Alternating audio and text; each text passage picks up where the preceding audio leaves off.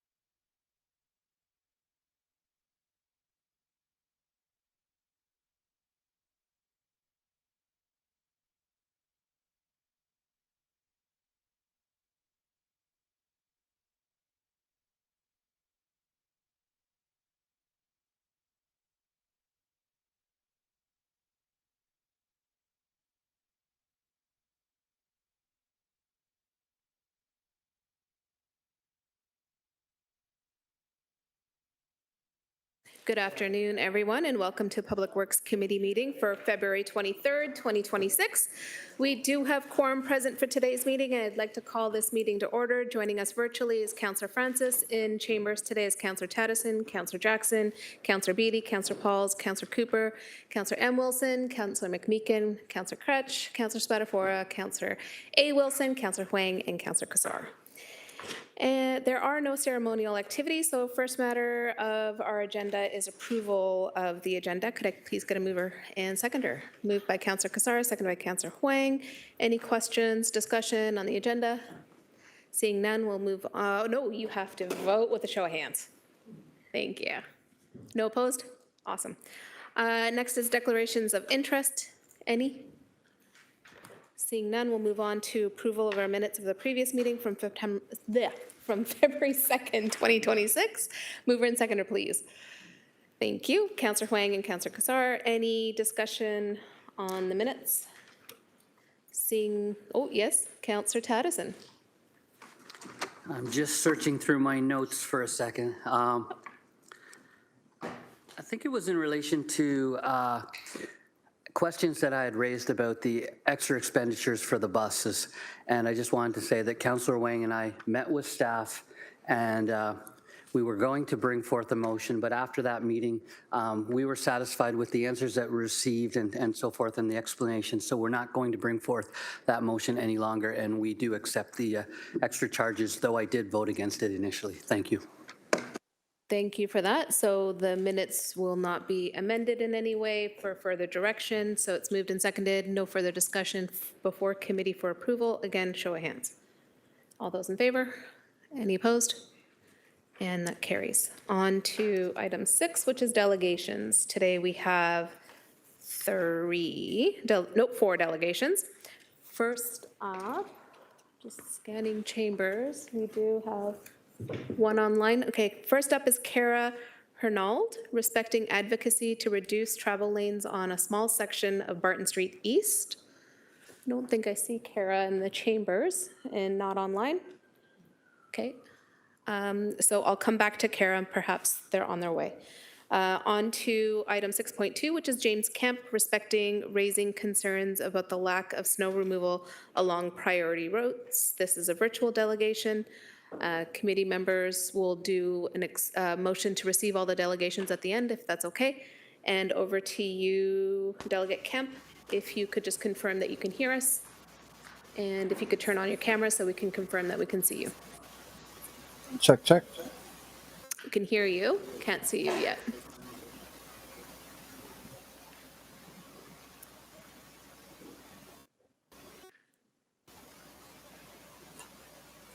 Can we get the My camera is on. your camera is on, but what? It's not working.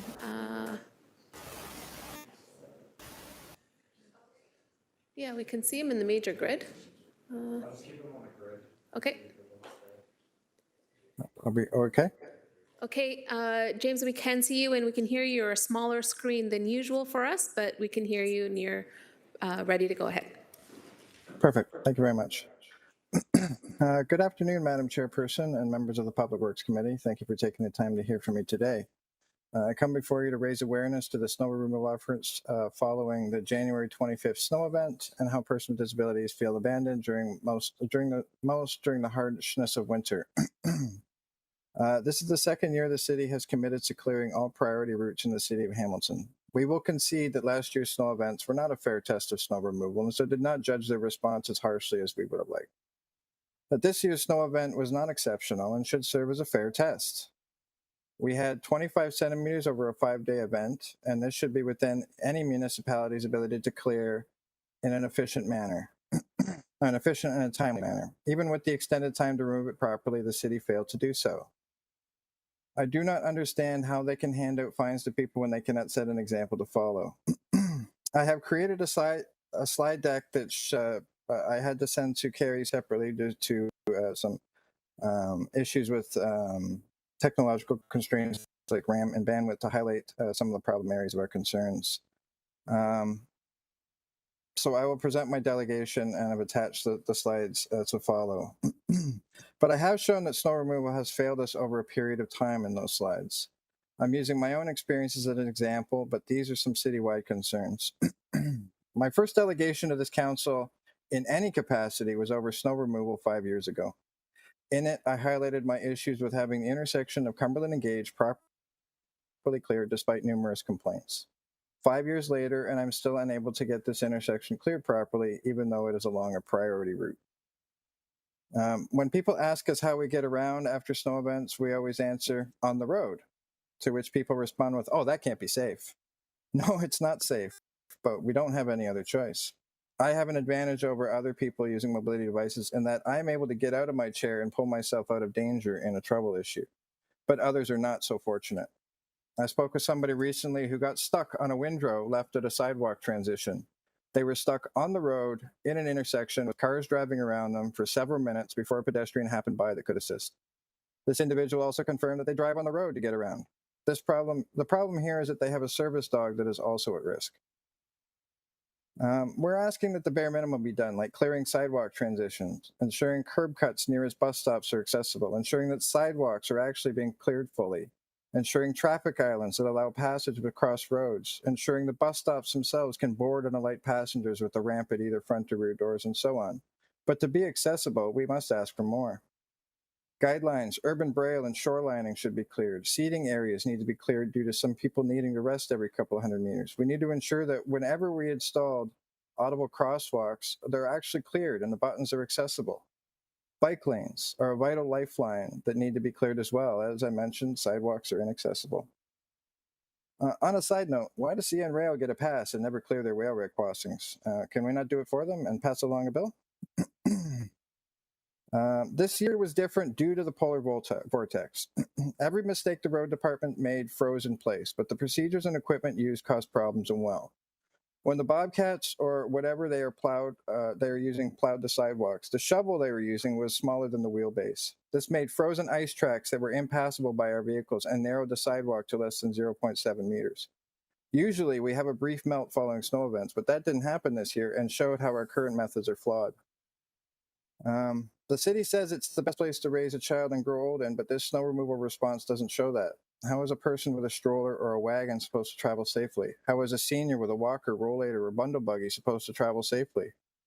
Well, I'm here ostensibly for persons with disabilities. When you make something accessible, you make it accessible for everyone, and we've yet to see that come to fruition.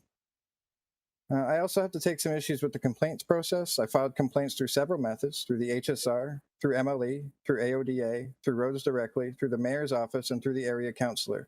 While I received response from some, the issues were never fully addressed by the roads department. While private businesses and homeowners also need to do better, I cannot in good conscience complain about them when the city is not doing its own. I do not put the onus of this problem on council or this committee, except in the general sense that you're responsible for everything in the city. I put the balance of this issue on Public Works, and entreat you to ask them what is preventing them from doing the job they've been tasked to do. Why can they not achieve the results they have promised you? What do we need to do to make it successful? Too many of us are tired of feeling abandoned. We cannot afford delivery charges or lean too heavily on others during these times. Many times this season, I left to go somewhere and I had to return home because I was unable to reach my destination due to the lack of snow removal, even 2 weeks after the snow event. That's unacceptable. As I said, there's a slide deck. Please review it. It's covered many different intersections, many different problems. I have many more. I have many years of more. Thank you for your time. Thank you, Delegate Kemp. Committee members, any questions for the delegate? Seeing none, thank you again and for forwarding your slide deck as well. Next up, we have Adele Barrett, respecting motion Hill Street Dog Park Enhancement Project, 13 Hill Street, Hamilton in Ward 1.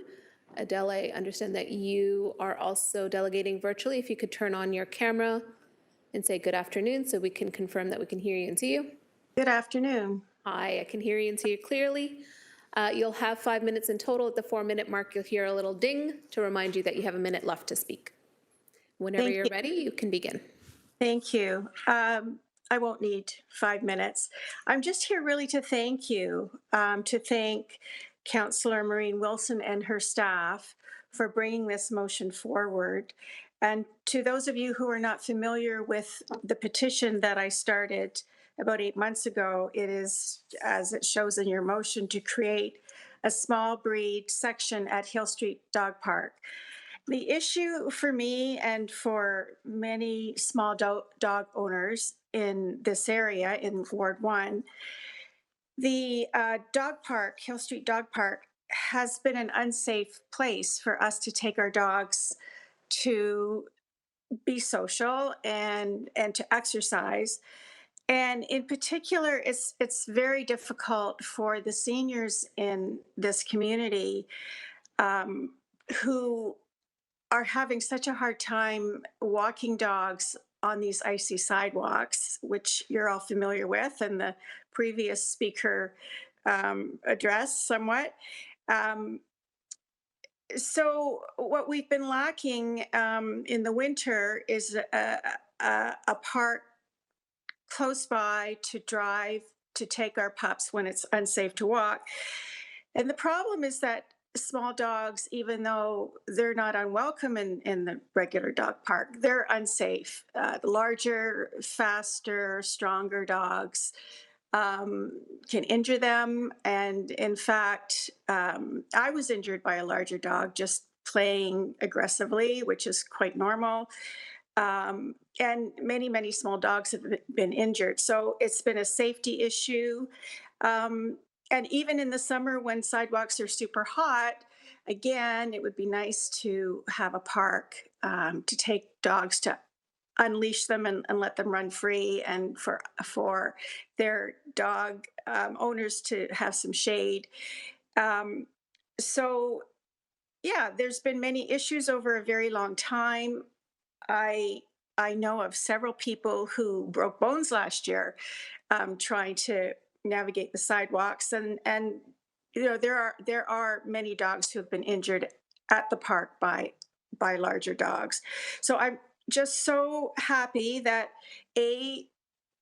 there are over 400 signatures on the petition that I started to have a small breed section of the park, and that Maureen Wilson's and her office have advocated and have brought this to a motion. So again, I want to say thank you very much for bringing it this far, and I do hope that you'll support the motion. Thank you very much.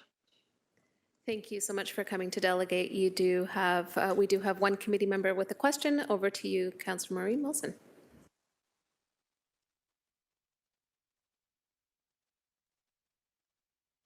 Thank you. I don't have a question, Chair Nan. I just wanted to thank Delegate Barrett for her commitment to advocacy and engagement. And I think we both agree that if there is perfection on this earth, it might be in the form of 4 legs and a dog. Thank you very much, Del.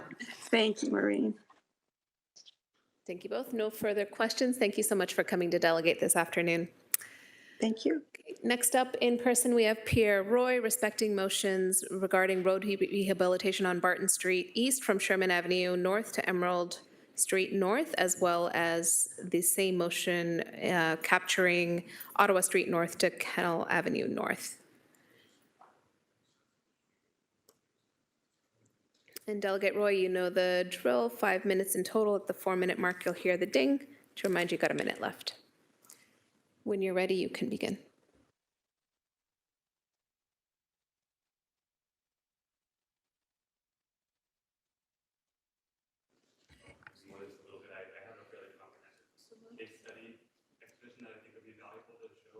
Opportunities I'm talking about. Thank you so much. So Councillor Maureen Wilson is the mover, Councillor Huang is the seconder, to extend this delegate's time to top end of 8 minutes? 10? Yeah, 10 max. 10 Yeah, max, yeah. okay. I'll do my best. We'll hold you to 10. Yeah. So it's been moved and seconded. Is that a electronic vote? Yes, because it's a formal change to the agenda. If you could please indicate your vote on eScribe. Those who need to vote manually, I see Councillor Jackson is in favor, and Councillor Pauls is in favor, and Councillor McMeekin is in favor as well. It is, if you refresh your screens now, colleagues, the vote is up.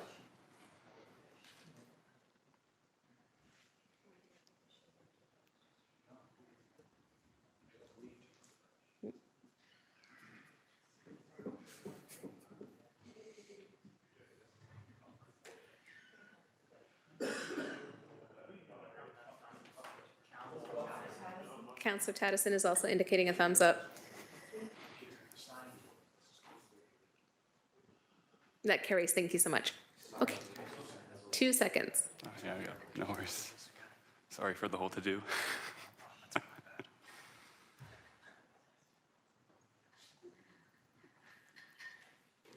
So I amend my direction earlier, Delegate Roy. At the 9-minute mark, you'll hear a ding. Right. And then that means he got a minute left. All right. Thanks very much. Thanks for the motion. Good afternoon. My name is Pierre Roy. I'm a resident of Ward 3. Today I'm speaking to item 10.3 and discussing opportunities to integrate a complete streets elements alongside a resurfaced Barton Street instead of delaying that investment for another 5 years. There we go. So first I'll share a quick background of the timeline and the numbers from what I understand to be the facts. In spring 2024, public engagement began for the Barton Street functional design, with the preferred design alternative was being presented past December 2025 to the public. And around this time, it's my understanding the project team recognized the complexity of the full scope of work, and this necessitated pushing back the full reconstruction to 2030. In terms of costs, from what I understand, a piecemeal approach to repairs is no longer economical, and instead of, which led to the decision for a complete resurfacing of the roadway. The citywide funding for State of Good Repair is going to fund about 1,700 meters between Ottawa and Sherman, and $1.4 million of Ward 3 funding will be used for another 1,400 meters on East Avenue, and $1.2 million of Ward 4 dollars to extend 850 meters from Ottawa to Kenilworth. Since this is a near complete resurfacing, it's my understanding that a full restriping of the lane configuration is likely to be required. And it's also my understanding that no money is being allocated from this motion or others that are planned to be put towards complete streets approach or much needed roadway safety initiatives on Barton. The result of this motion is almost 4 kilometers of resurfaced roadway, which is likely a great relief for those who travel on Barton daily as a commute. It also reduces city liability for damaged vehicles and claims, and creates a positive perception of city investing in the area. But it does not improve the safety of the roadway for the public that live and work and conduct business on that section. Alongside this motion, I know that there was previously a motion put forward and passed for developing a plan to reinvigorate Barton Village. It specifically notes general sense of inequity between Barton Village and other city BIAs, and that investment in Barton Village is an investment in Hamilton's economy, and that city building, including developing safe and thriving areas, are high quality public realms, is a core responsibility of the city. This would be included in the 2027 budget process, any outcome of that report, from my understanding. So the concern that I have is that resurfacing Barton does little to affect the goal of that motion, simply making it easier to speed down Barton Street. It does not encourage people to stay and spend time on Barton. It does more for those who drive down Barton than for those who live, work, and play on Barton Street. A like-for-like resurfacing results in 5 more years of delayed investment in complete streets, hostile public realm, and waiting for the economic revitalization of a reinvigorated public realm. The opportunity in resurfacing Barton Street brings me to where I'm at today. So alongside a full restriping and repainting of the roadway, we can integrate a low-cost, quick-build, complete streets program to deliver high-impact roadway safety measures and public realm improvements for Barton Street until 2030. The use of quick-build projects is well documented over the past 15 years. They're generally defined as being city-led, installed quickly, able to iterate and adapt, and built with moderate cost, off-the-shelf materials that can be modified over time. A lot of cities, both in Canada and the United States, have used this kind of approach, both with varying economic backgrounds. Cities with big budgets and small budgets, like Portland, San Francisco, Baltimore, Toronto, Chicago, Memphis, Kansas City, just to name a few. These kind of projects are often described as being a kit of parts, off-the-shelf components, bollards, barriers, planters, paint. While paint is typically not infrastructure, for an interim period, it can be excused as providing a level of roadway safety. So I'm going to go over some helpful case studies. Just as a quick, for this cover photo, this is Lincoln Hub in Chicago, which is a unique 6-sided intersection that was given a quick build paint treatment in 2015 with permanent safety features installed in 2024. Up first is Broad Avenue in Memphis, Tennessee. Like Barton, Broad Avenue was a once bustling commercial center, and for decades the district struggled with crime and neglect. In 2006, the area began to slowly emerge as an arts district, but the area still needed a boost of both emotional and financial investment. In 2010, the community led a 2-day streetscape exhibition on 3 blocks, including protected bike lanes, crosswalks, pedestrian refuge areas, as well as pop-up shops, food vendors, and activities for all ages. The project was wildly successful, resulting in $20 million of local investment in 4 years. So I'll just point out the bottom image and recognize the building there. And so there's the street view image from 2007, and then 2011, just after the first iteration of the project, which just included some paint, taking the 4-lane roadway down to 2 with parking and protected bike lanes. And here's that same area in 2025. It's been completely revitalized with new housing, businesses, and all kinds of economic opportunities. So University City is a district in Philadelphia that has a notoriously pedestrian hostile 5-legged intersection. Through an initial $30,000 grant in 2013, the roadway was reconfigured with paint, planters, and boulders. Not only did this improve the public realm and encourage people to spend time in the area, but it reduced the pedestrian crossing distance by a half, improved the driving experience by making the roadway more clear for all users. It also reduced collisions. In the 6 years before the installation, there were 4 accidents at the intersection, and there were none in the next 3 years. Another success story in Memphis is the Marshall and Monroe Avenue Plaza in the medical district. This area is adjacent to the downtown core, but had suffered from over 50 years, I gave you a bit of a preview, 50 years of disinvestment with a historic population loss of nearly 60%. While 20,000 commuters entered the district daily to work in the area's medical institutions, 46% of the area residents live below the poverty line. The project itself was phased and cost about $200,000, with 42% of design and construction companies involved being minority or women-owned businesses. So the image here shows the initial stage of the Delta-like intersection, much like our own in Ward 3. The first phase was installed in 2016, being just basic paint and bollards. And then subsequent to that, in 2018, the full rollout was included with public art and a streetscape and plaza. Closer to home, we can look at Destination Danforth, which was a pandemic-era road diet installed in Toronto to support local businesses and create more public space during the time of social distancing. Again, simple measures were used, being mostly paint, concrete barriers, and bollards. The simple act of taking a lane that was already used for parking and making it a defined parking lane does a lot to visually constrain the roadway and reduce vehicle speeds.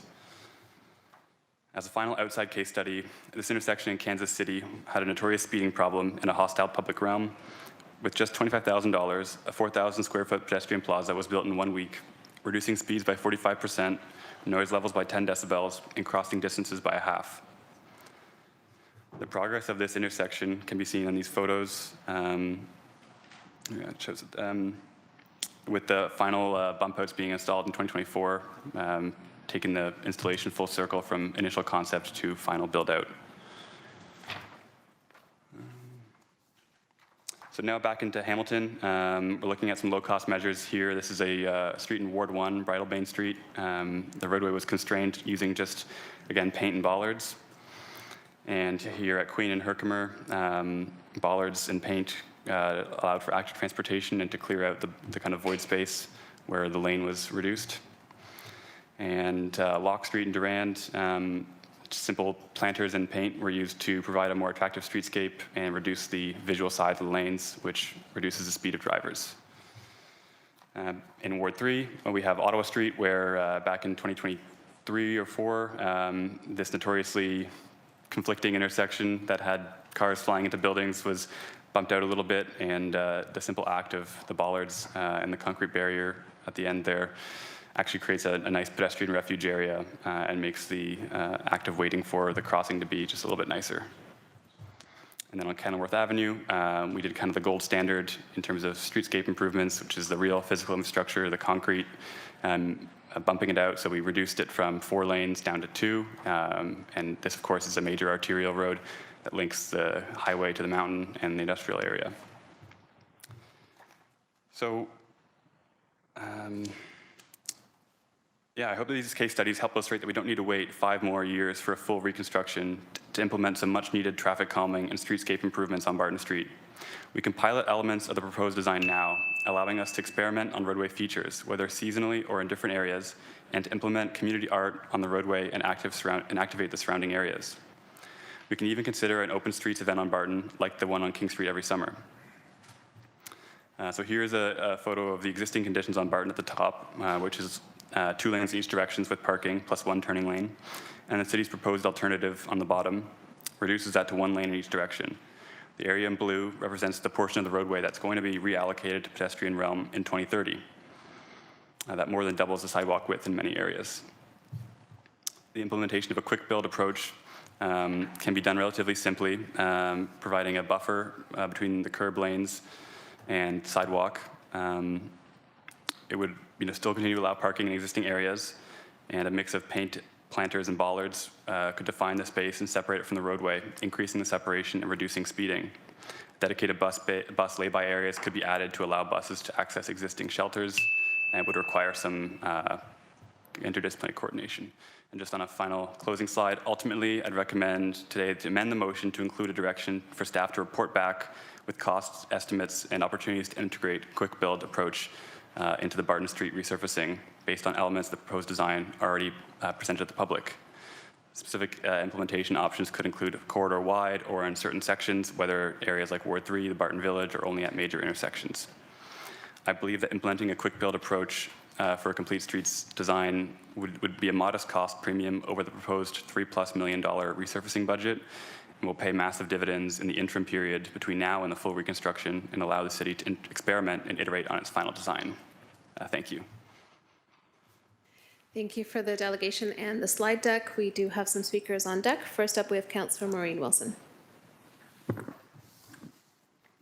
Thank you, Delegate Roy. I really enjoyed that presentation and hoping that you'll be able to share it with us all electronically. Thank you.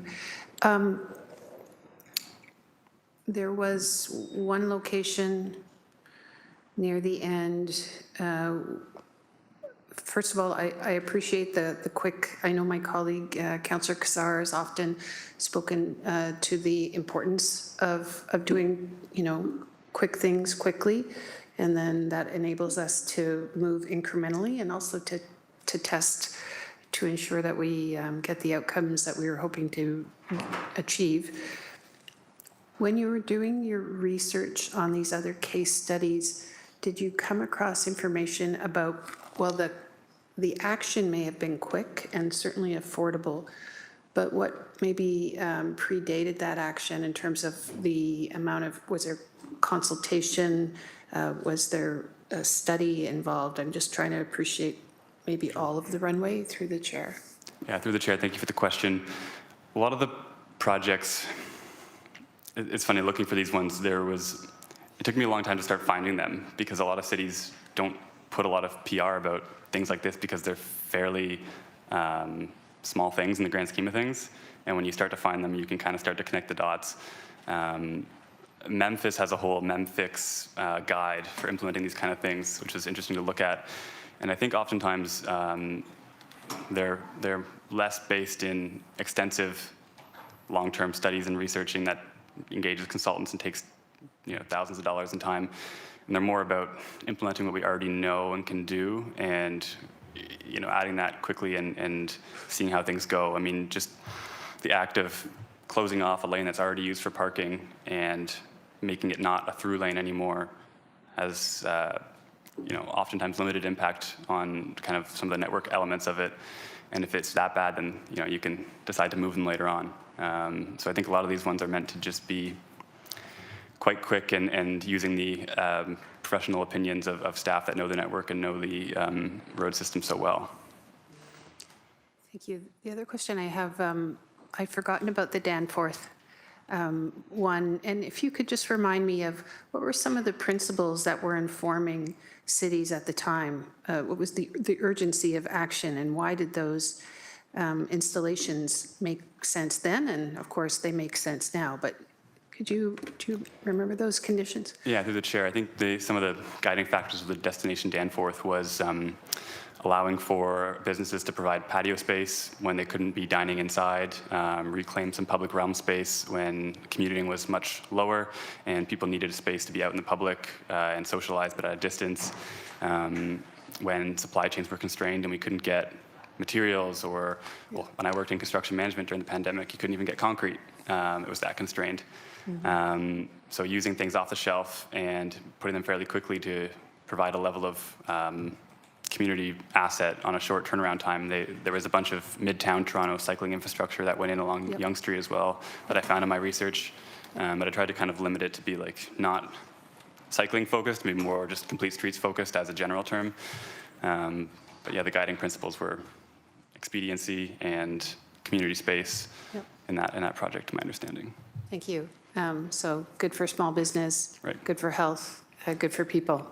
And the quickness and the materials were done in such a way to test how temporary it was. Thank you very much. Absolutely. Always Thanks. appreciate your delegation. And the slides are on eScribe as well. I was early this time. Thank you for that. Next up, we have Councillor Huang. Thank you. Thank you for your delegation. And I am appreciative of the examples that you gave. I'm only going to speak on Ward 4.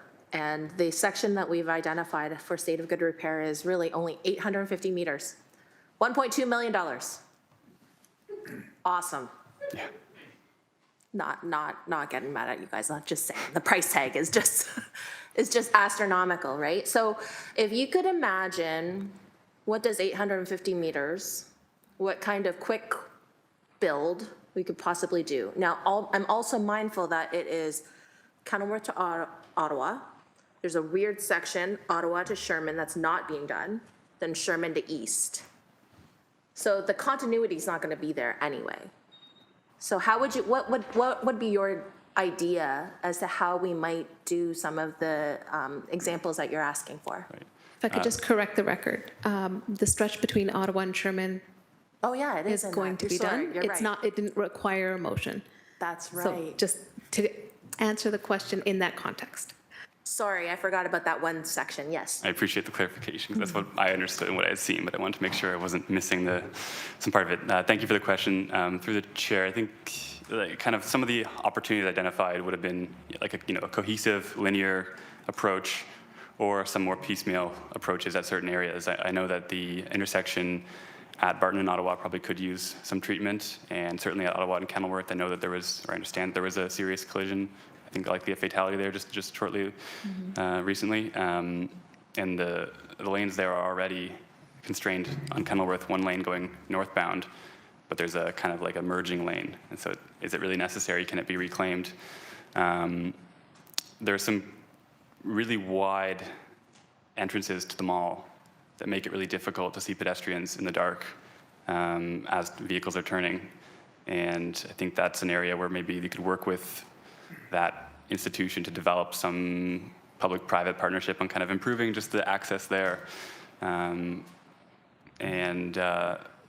figuring out targeted areas along the corridor where it makes sense for the businesses, or it makes sense for the school, or students that are going to school on routes that they typically take.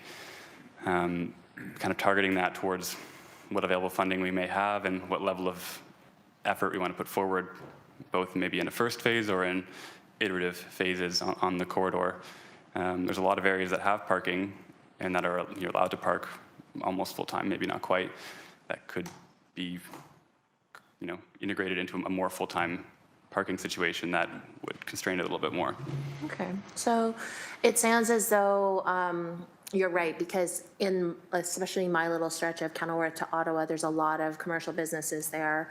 And you're right with having TrioVest and the Center on Barton there. So I think that when I hear what you're saying, I think it's in terms of what I think my next steps are, is I'm going to ask staff to take a look at that. And then I think for me, I would like to move this motion as is forward, but have that time until council Right. to actually have further conversations. Absolutely. But thank you so much for your delegation, Pierre. Thank you. Thank you for that. And if I could turn the chair over to Vice Chair Councillor Kassar. And through you, thank you again, Pierre, for your delegation. Just want to pick up where Councillor Huang left off, which was also a point that you made just at the end in your last response to her, which was an iterative approach. So yes, let's not wait for 5 years to do what we can around safety, but from the perspective of the breadth and the depth of suggestions you put forward, I think due diligence on our part is to give staff the opportunity to respond. So if I could just hear back from you, the benefit of an iterative approach and/or setbacks. Absolutely. Through the Vice Chair. So taking a phased approach would let us look at the proposed future design, or the one that Parsons has already come back to the city with, and identify areas where we can start trying out portions of that. We don't have to do the most extreme elements of full closures or taking up entire areas all at once. We can try it just at intersections and coordinate with HSR because of accessibility needs for buses and existing stops and the existing what do they call them, little stations, little huts. So taking the time to figure out how things go, monitoring it, and understanding the materials we're using, what's available, what else we can source, what planter options, what kind of plants we can use, if that's something we want to do. Some of the ones used armor stones, which are available in a lot of places off Highway 6, so you can source some local non-concrete materials that have a nice landscaping element to them, and try that out. I don't know if I've seen landscape stones used on the road in Hamilton, and maybe there's some concerns to it. But if it's just seasonal or it's trying for 6 months, there's an opportunity to see how it works. Thanks so much for your delegation. I'll take back the chair. Any further questions, committee members? Seeing none, thank you again for coming in, Pierre. I'm going to go back to our first delegate who had indicated they were going to come in person, Cara Hernald. Okay, and we've received no correspondence from the delegate either. All right, so at this point, I will take a mover and seconder to receive all delegations. Councillor Kretsch as the mover and Councillor Spadafora as the seconder. Show of hands, those in favor? Oh, my apologies, Councillor Kretsch. Thanks. I just wanted to say, just for the record, I suppose, that, yeah, I've already met with Karen, talked to her about some of her concerns. It was specifically with respect to the section of Barton Street between James and Wellington. I'm setting up a meeting with staff to talk to them and then going to get back to the neighbors. She was coming on behalf of a group of neighbors that reached out to me to talk about their concerns with safety and parking in that area. So just want to say that for the record. Thank you. Thank you, appreciate that. Okay, it has been moved and seconded and before committee for a vote. All those in favor, please indicate by show of hands. Any opposed? That carries. On to items for information. First up is 7.1 PW 17021C, update on road safety measures on Aberdeen from Queen Street to Longwood Road in Ward 1. Acting Director of Transportation Mike Field is available for response, but may I first get a mover and seconder? Councillor Maureen Wilson, second by Councillor Spadafora. Committee members, any questions on the info report? No? Great. So it's moved and seconded before committee for a show of hand vote. All those in favor? Any opposed? Carries. On to 7.2, PW 26014, State of the Urban Forest Report 2026. A mover and seconder, Councillor Kretsch, thank you. Seconded by Councillor Alex Wilson. And speakers list is already populated. First up is Councillor Kretsch. Thank you. When I looked at this report and saw some of the numbers, I was just a bit dismayed. Every single neighborhood in the lower city has seen a decrease in the tree canopy since 2021, specifically to Ward 2, I mean. And I just wonder about our progress, because we're charting a progress. We're trying to make, I think it's 35% as a citywide average. We're trying to head toward that milestone in the relatively near future. And I'm wondering how, if staff can just talk about how we're going to achieve doing that if we're seeing these kinds of losses. Because in order for us to get from, say, what's 18% in Ward 2 to 35% in Ward 2 means doubling the tree canopy here. I just don't see how that's possible under the current strategy we have, but I'd like to be educated about how it might be, right? Because I think that that's really important for us to reach a milestone of 35% in the lower city in terms of that level of tree canopy. But I don't see how. I know the private tree bylaw might help, I get that, but I'm interested in hearing from staff about this. Through the chair, Cynthia Graham, Director of Environmental Services. So a lot of data in this report. There's a lot of factors that contribute to the state of the urban canopy. Recent efforts for increased tree planting will take time to have those trees grow up to be able to have an impact on actual numbers of canopy. And that's as high level and detailed as I'm capable of speaking to, but I do have Robin Pollard, Manager of Forestry and Horticulture, who can provide a bit more fulsome response and context.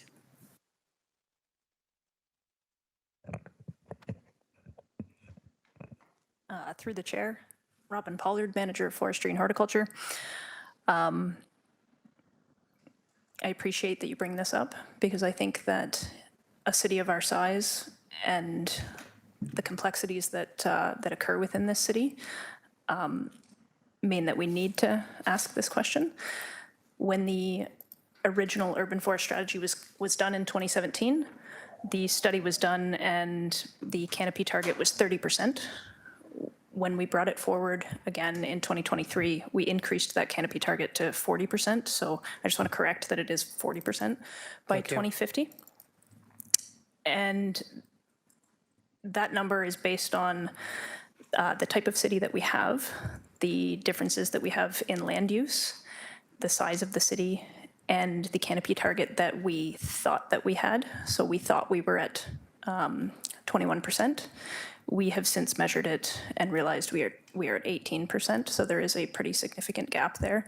The gap between 2017 and 2024 is about methodology.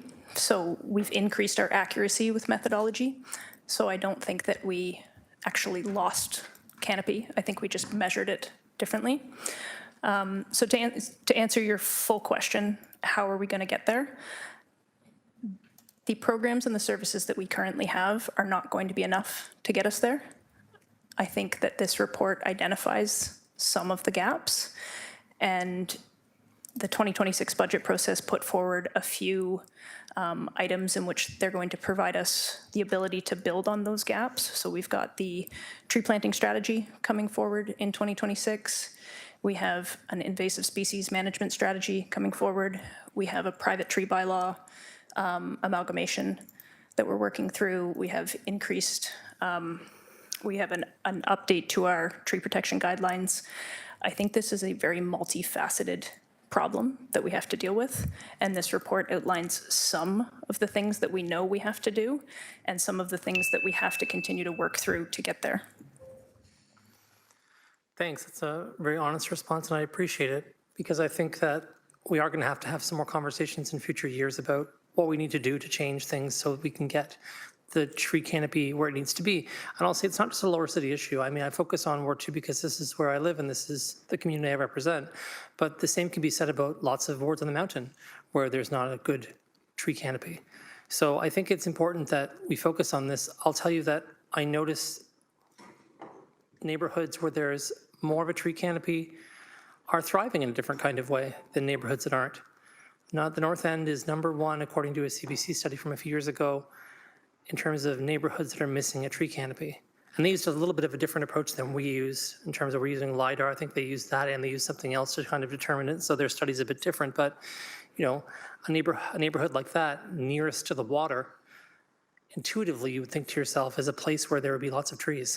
Right, in other communities there are, but it's a place where we're seeing there not being enough trees. So I'm looking forward to seeing the kind of investments that are brought forward because I think we're going to have to focus on this as a priority if we want to get anywhere near 40% by 2050. Thank you.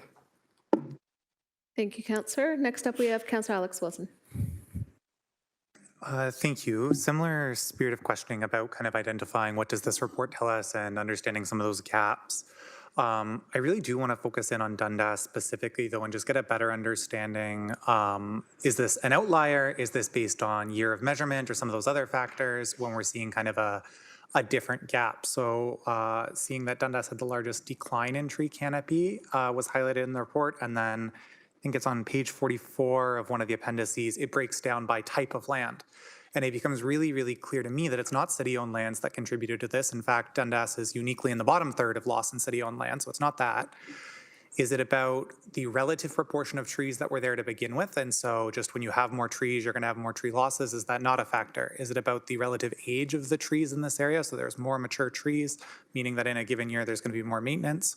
Or is there something specifically happening where we got lots of applications in an area? There's too many factors that I could think about explaining that, but seeing that it is largely concentrated in the right of way and on private properties and not in city-owned lands, where that change happened, is that any other, maybe just, the forestry facts, that's older trees in a more mature place with more trees, and so differences are calculated differently, and it's those relative pieces? Or is there something unique specifically happening that we noticed or that this would indicate is going on?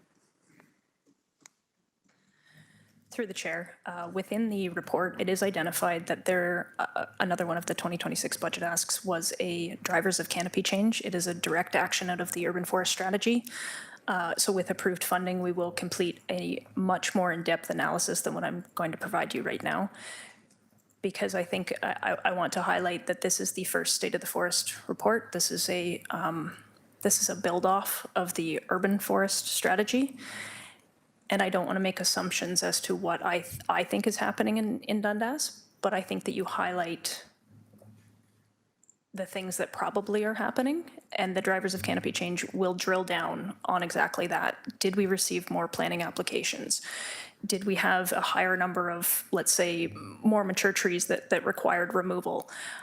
I don't want to speculate on what the absolute change is. What this report provides is we see the change and we need to dig a lot deeper.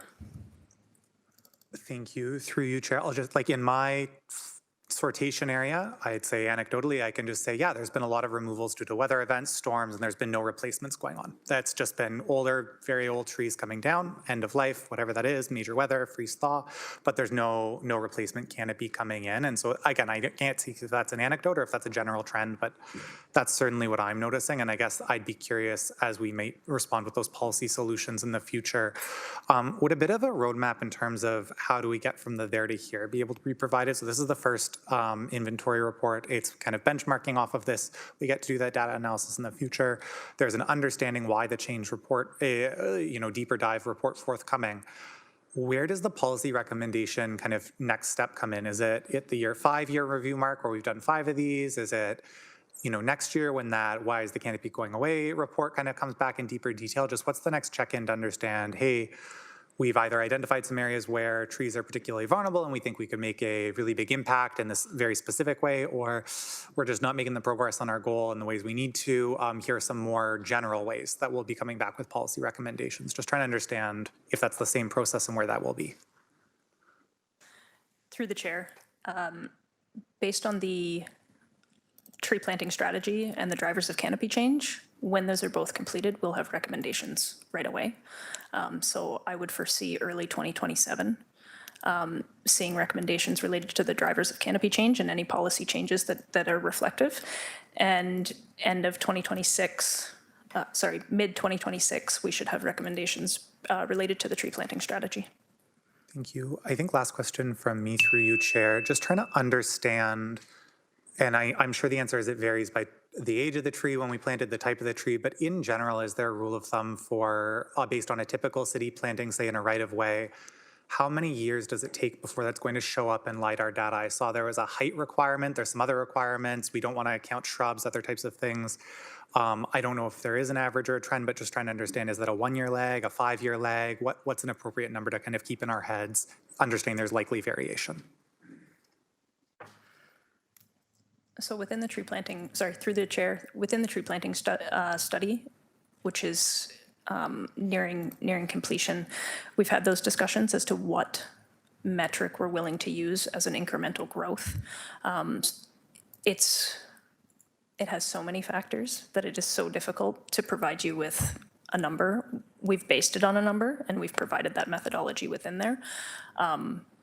We can have a drought, we can have a heavy winter snow, we can have an insect infestation, we can have poor root growth from a nursery, we can have a homeowner who's engaged versus not engaged. It's incredibly difficult, so I wouldn't want to provide you a generic number, but within the within the strategy, we have a methodology that we've worked with to then forecast off of. Thank you, Councillor. Next up, we have Councillor Jackson. Thank you, Chair Nan. Good afternoon. Thank you for this information report, Director Graham and Manager Pollard.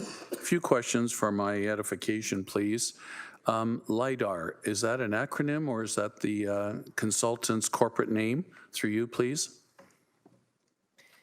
Through the chair, LIDAR refers to a camera data collection technique. It is not the brand name of a consulting firm.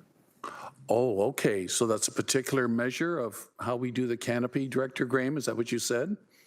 Through the chair, yes. It's a type of data collection measurement. Okay. Okay, appreciate that. Thank you. On your first page here, it says the second to last bullet point, Chair Nan, the city's public trees remain overall in good health, 87%, wonderful.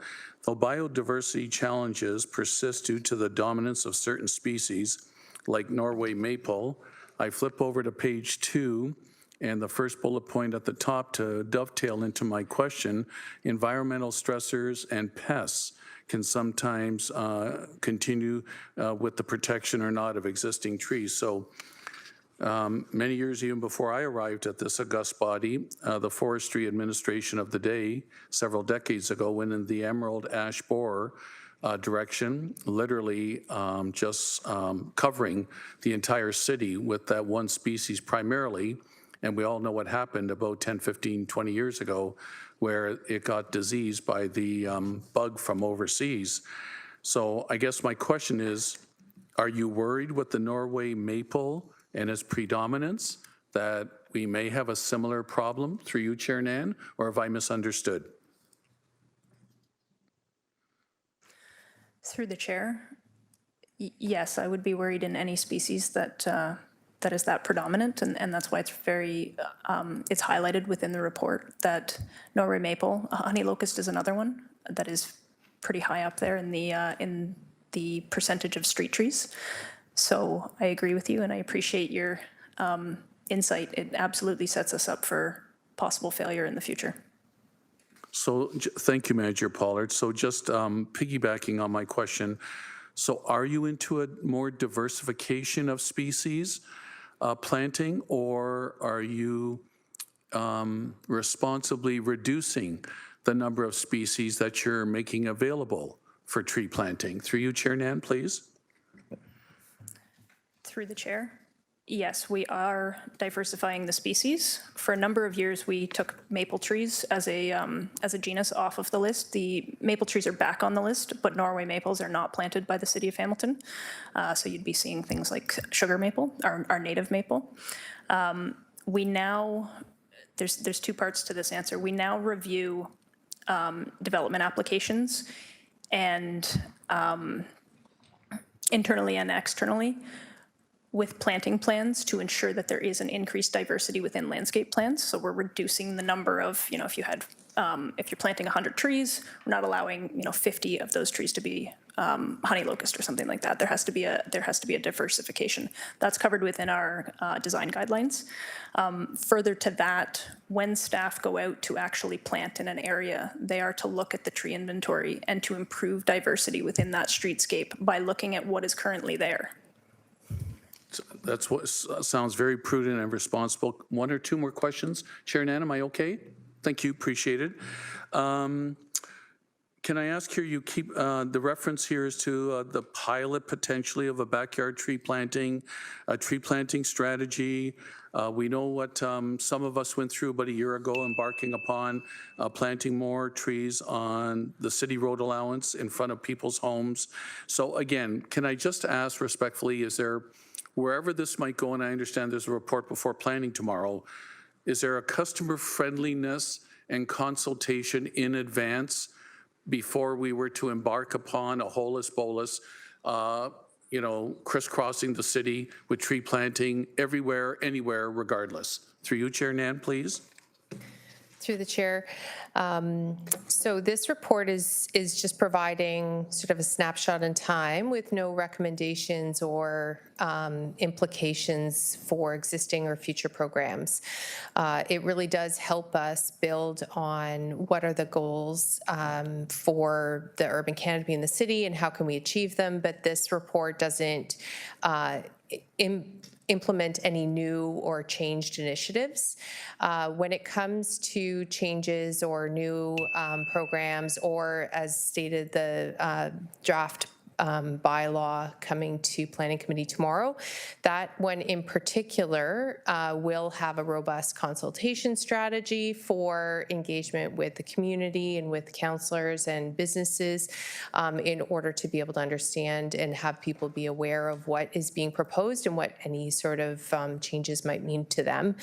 And then with respect to other programs and initiatives, I will say the State of the Forest data does show that city-owned lands are doing okay with respect to canopy cover, parkland and things like that.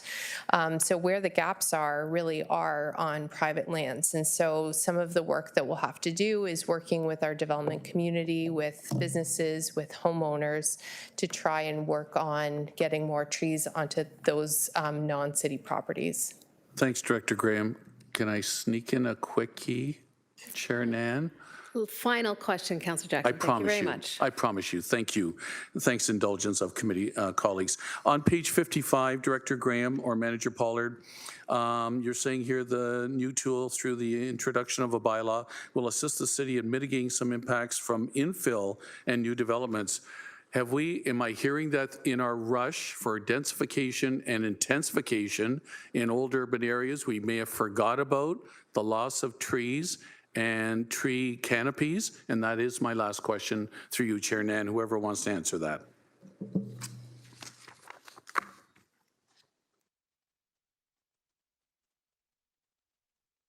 Through the chair, if I can just ask for, I think the reference was for page 55, but I'm struggling to find that reference just so that I can be sure exactly what I'm answering. So Director Graham, on my manual copies here, it says page 55, Appendix A. But anyways, I'll just read you the entire sentence quickly.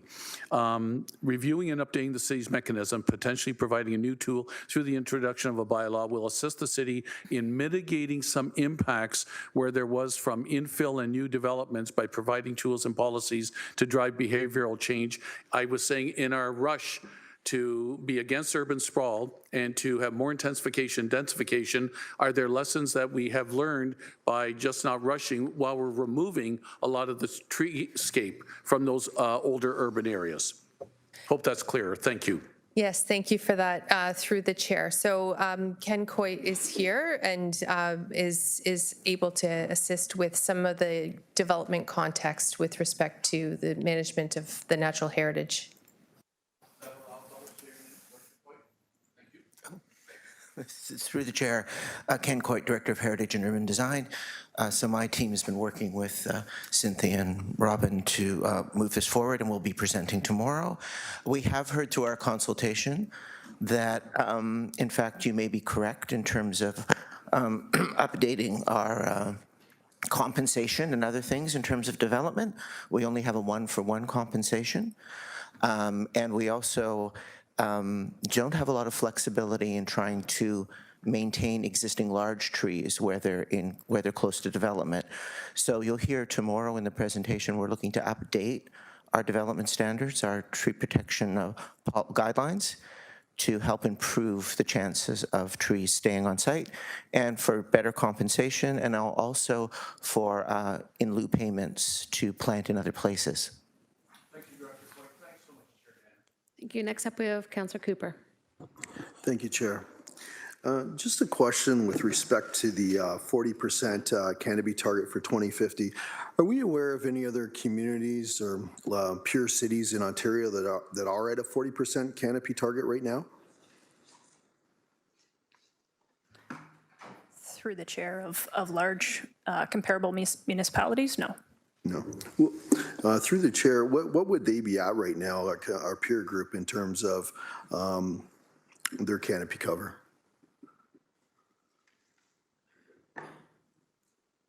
Through the chair, I hope I get this number right. I believe Toronto is 28%. 20%. Okay.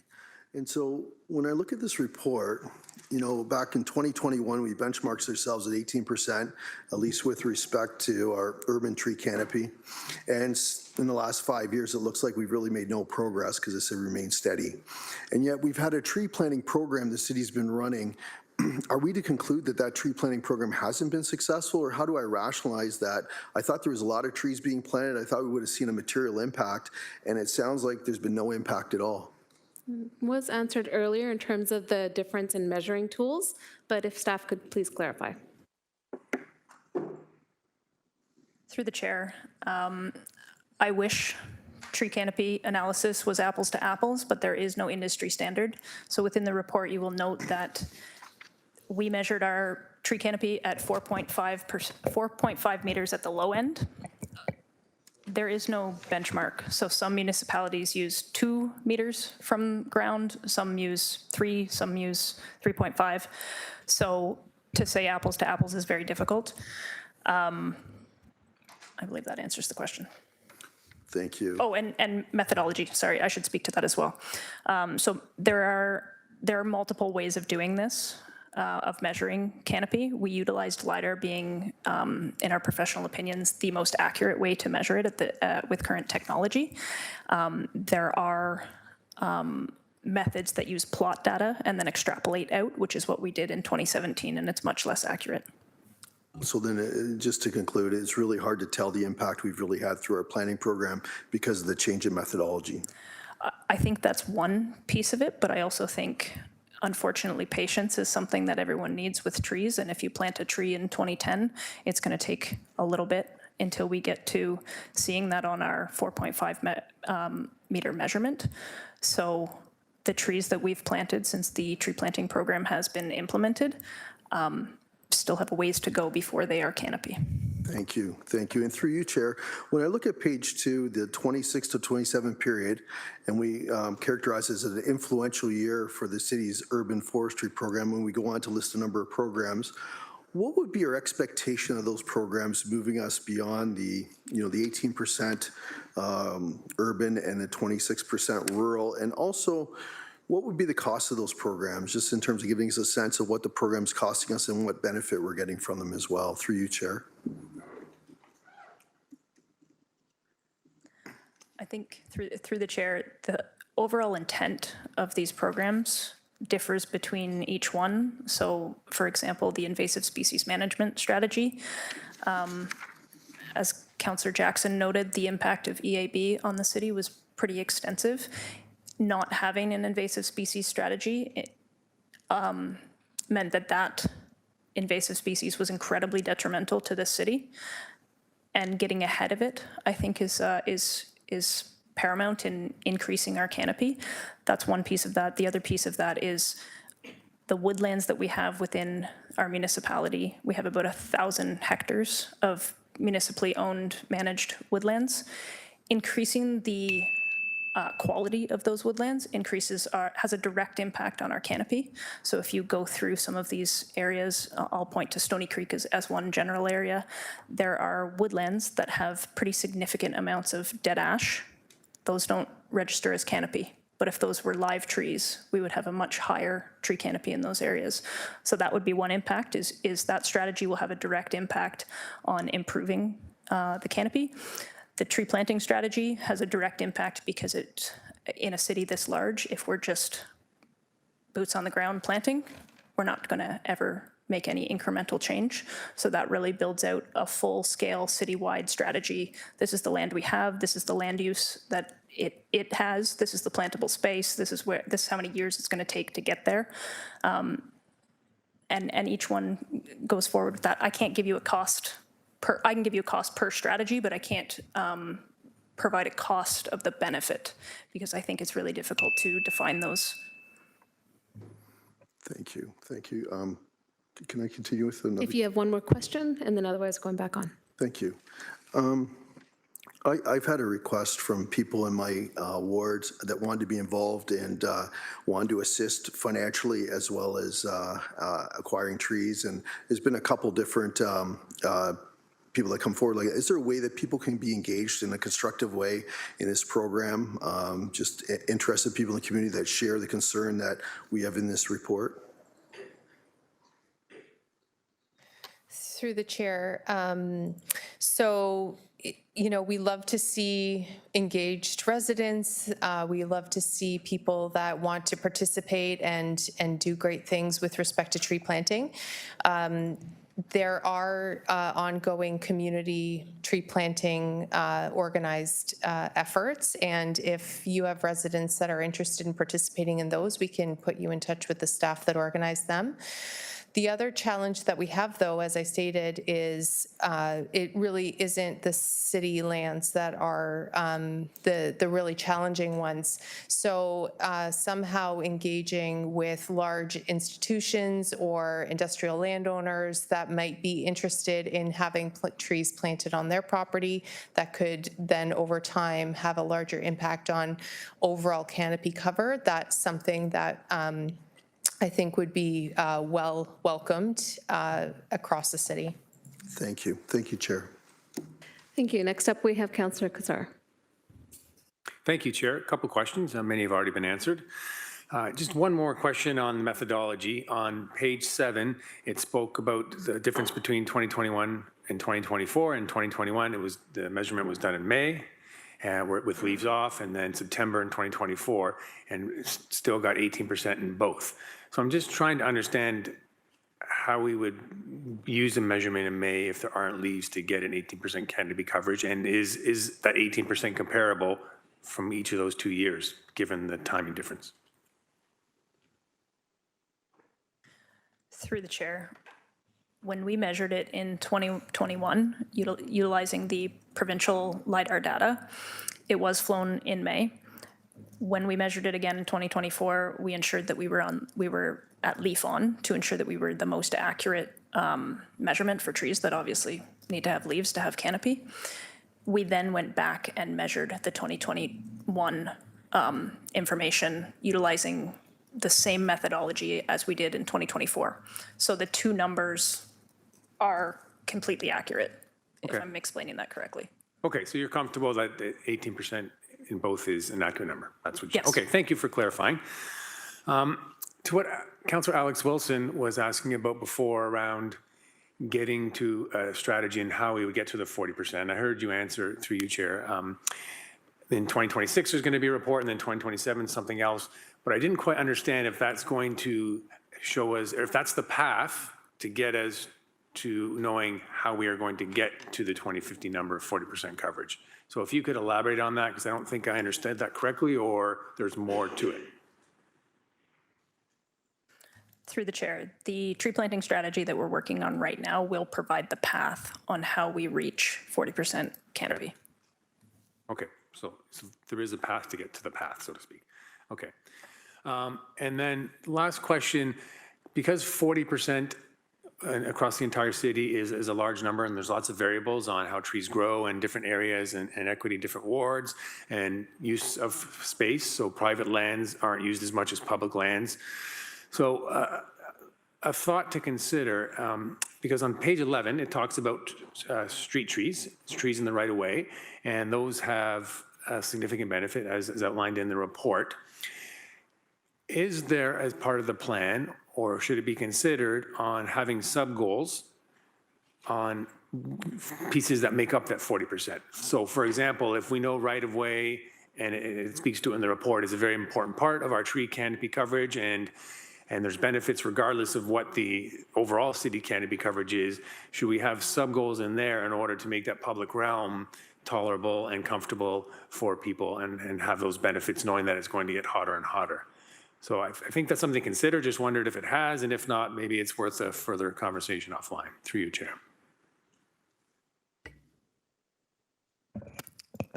Through the chair, I'm going to say that the community beat you to it. We just haven't actioned it. So action item number 9 is to complete land cover. Sorry, it's not 9. I'm reading it incorrectly. Action number 11 in the urban forest strategy is develop and apply minimum canopy targets for all development proposals. So that takes care of the development area. It doesn't have a recommendation for land use. So I absolutely agree with you that I think that there is a broader strokes conversation to have.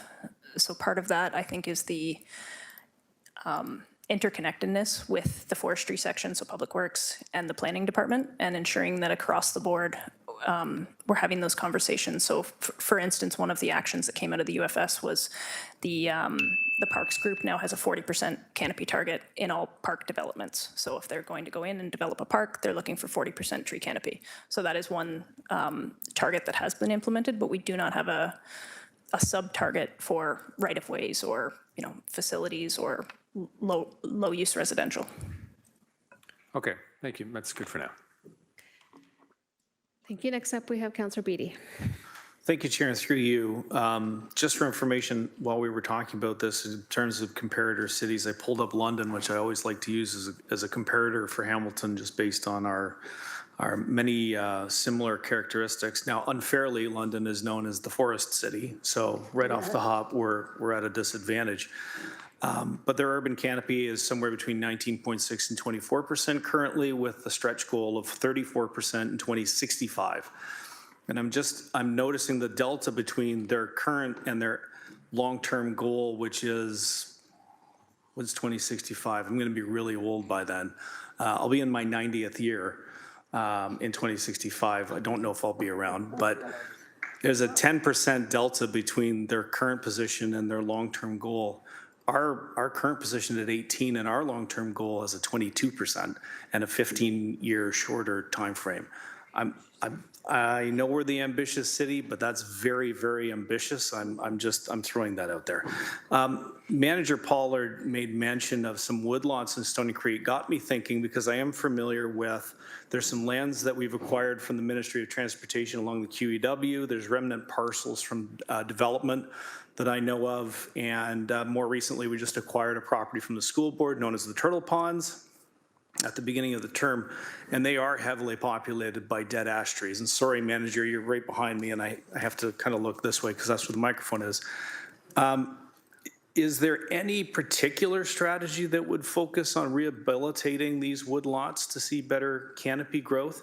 I don't remember seeing it in this, but is there something, and maybe it's offline, that we could discuss, but I do recognize we have woodlots that aren't functioning properly because of all of these dead ash trees, and there is a high number of them in the area. Is there an ability to go in and do some reforestation? Through you, Chair. Through the chair, yes, I think there is quite a bit of work that can happen and should happen. We have not had a mandate within the forestry section to actively manage woodlands, aside from hazardous situations. So ensuring that the public adjacent to the woodland or adjacent to a trail is safe. An overarching strategy, I don't think is reasonable, but I do think that each individual woodland requires its own management strategy, so that we are proactively managing that area so that it is improved.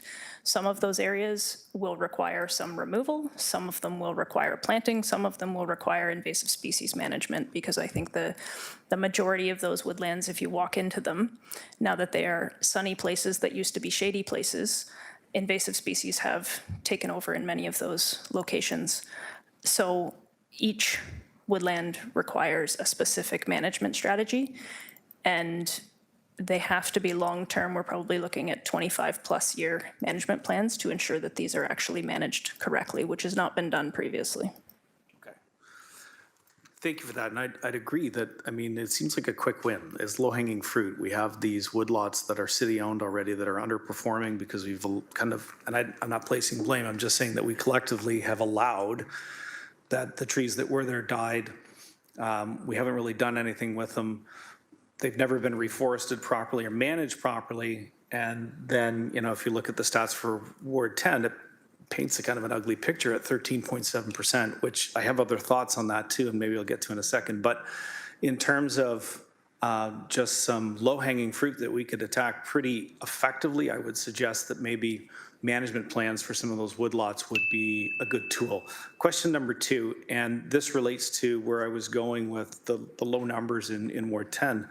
There's a big chunk, and I think that this applies to other wards as well. There's a big chunk within the urban area which is identified for future growth, part of the Stony Creek urban boundary expansion area.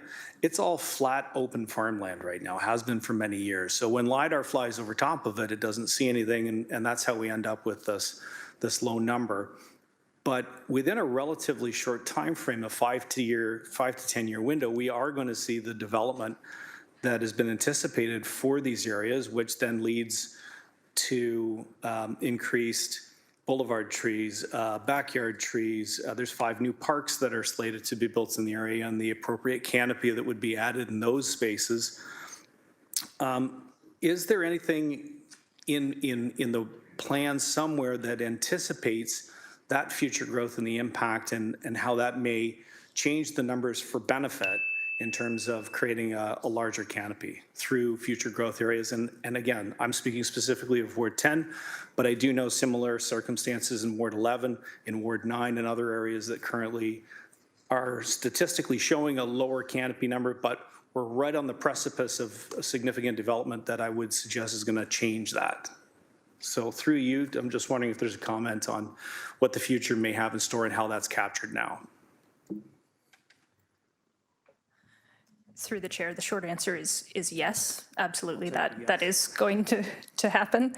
I'll point to Waterdown as another community that I think is going to see a significant growth increase. Binbrook is another one where these areas went from being flat and have now increased parkland, boulevard trees, and these boulevard trees have been in the ground long enough that in this 5-year increment of seeing this report again, we should see those canopy increases.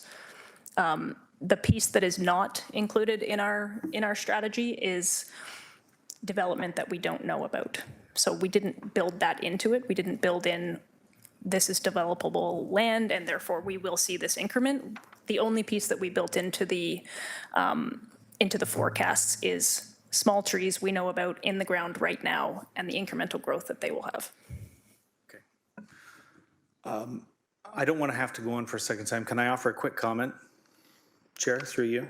Yeah, and in the form of the amount of time it would take to ask a final question. Very good.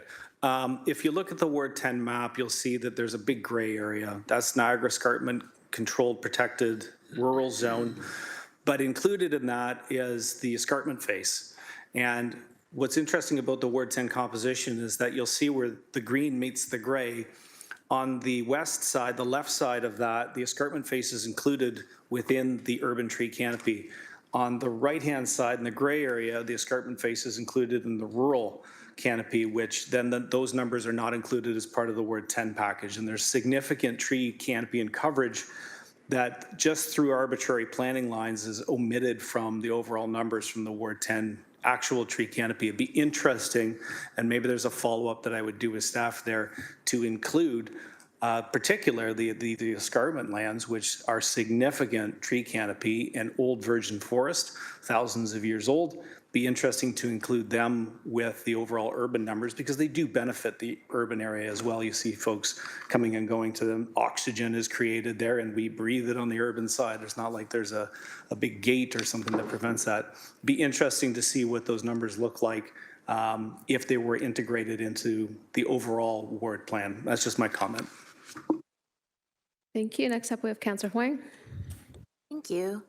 When I was reading through the Appendix A, I was struck by understanding actions 21, 22, 23, and 24. So all of those were really around just understanding our best practices, understanding what are the priority analysis, and also a planting strategy.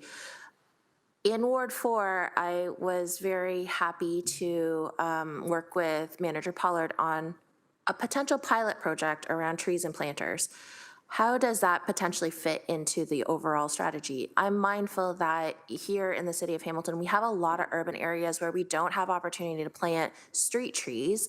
So what does that pilot strategy, how does that help with this particular urban forest strategy here? Through the chair, we have a project in which we are collaborating with Vineland Research Center right now that is looking at areas in the core. I believe we are looking at wards 3 and 4, and we're looking at paved space that could be depaved, because in the last few years we've taken the initiative of the community, so groups like Green Venture, who really pushed for depaving areas, and we've modeled that to complete a few internal depave projects. We've had some pretty significant depave projects. The one by the go-karts in Ward 3, I think, is a phenomenal project.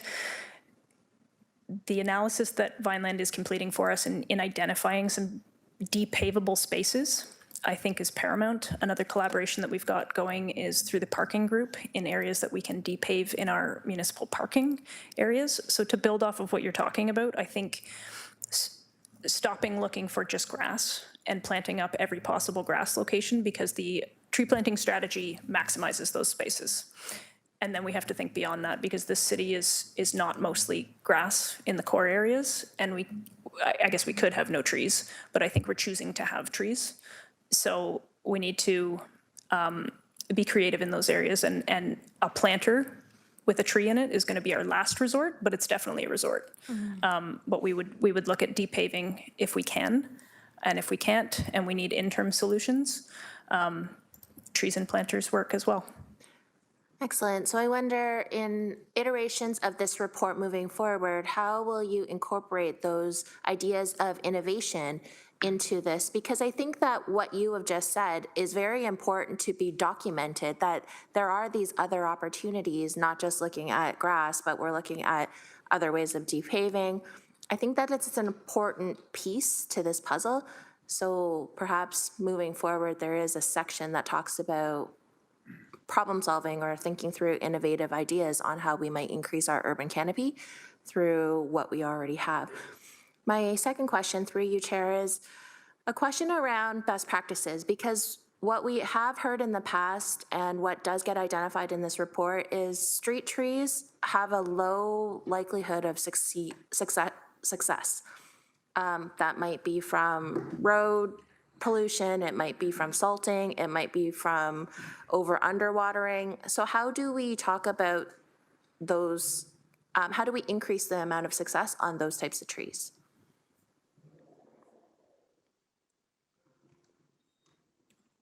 Through the chair, I just want to make sure that I'm understanding, how do we increase the success of our street trees? Yes.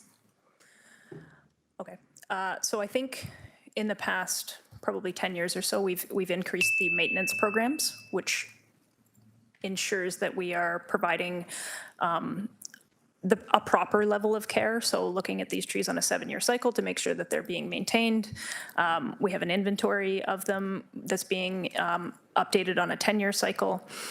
We have improved watering. So if you go through the report, there are items on the watering that happens with brand new trees. So that's to ensure establishment, the mulching that happens on new trees to increase establishment. I believe in the report, it also notes I'm going to call it air spading, just for a simple term, but basically it's a pneumatic tool that aerates the soil around a tree, so increasing the porosity and decreasing the compaction within those areas. So those are all maintenance programs in which we've enacted to ensure that those trees have a better chance of reaching maturity and then staying mature while they provide the benefits that they should provide. Further to that, we obviously need policies to preserve them. So tomorrow, through Planning Committee, we're going to be talking about the draft updates to the tree protection guidelines. So that's things like increasing our hoarding zones and stuff like that, so that we're actually ensuring that those trees survive development. I could go on and on about how we increase the survivability of our street trees, but those are the things that we need to do. We have to understand what the best management practices are and provide a tree with what a tree needs to have to thrive, so that a tree in a backyard that isn't going to have road salt all over it still has the same chance of survival as a tree in the front yard. Okay, thank you. My last question is about financial consideration, because in the report you don't give a financial impact. Will we have a sense as to how much this is going to cost us to get us to 40%?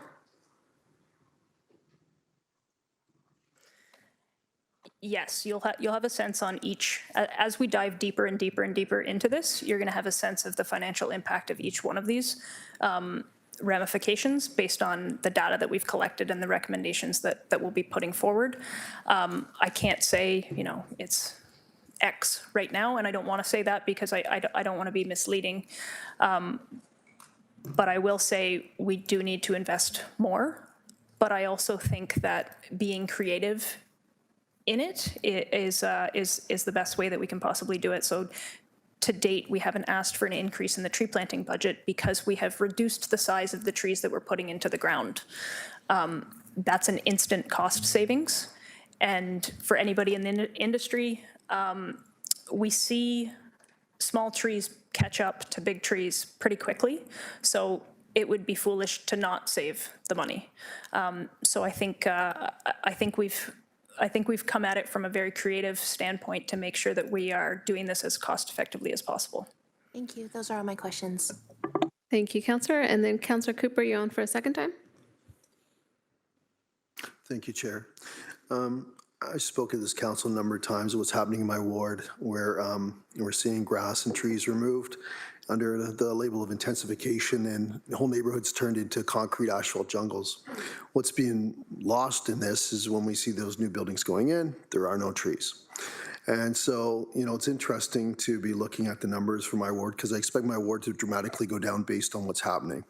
I do encourage the incorporation of the whole tree, grass, greening of these neighborhoods. Otherwise, we're just going to end up, as we're going now, towards concrete asphalt jungles and really heat islands.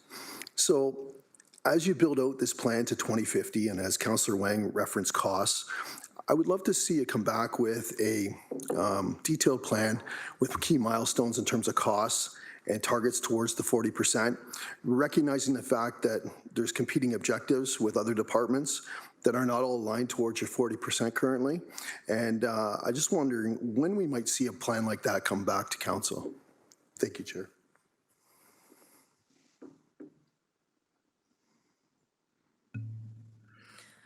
Through the chair, the tree planting strategy will be the first stab at that, and it will provide what we can feasibly do in the timeline provided, so the 40% by 2050. But I agree with you, and it's noted within this report in that populations are rising, intensification is happening. I think we'll do the math to say how many trees we need to plant and the cost to do that sort of work.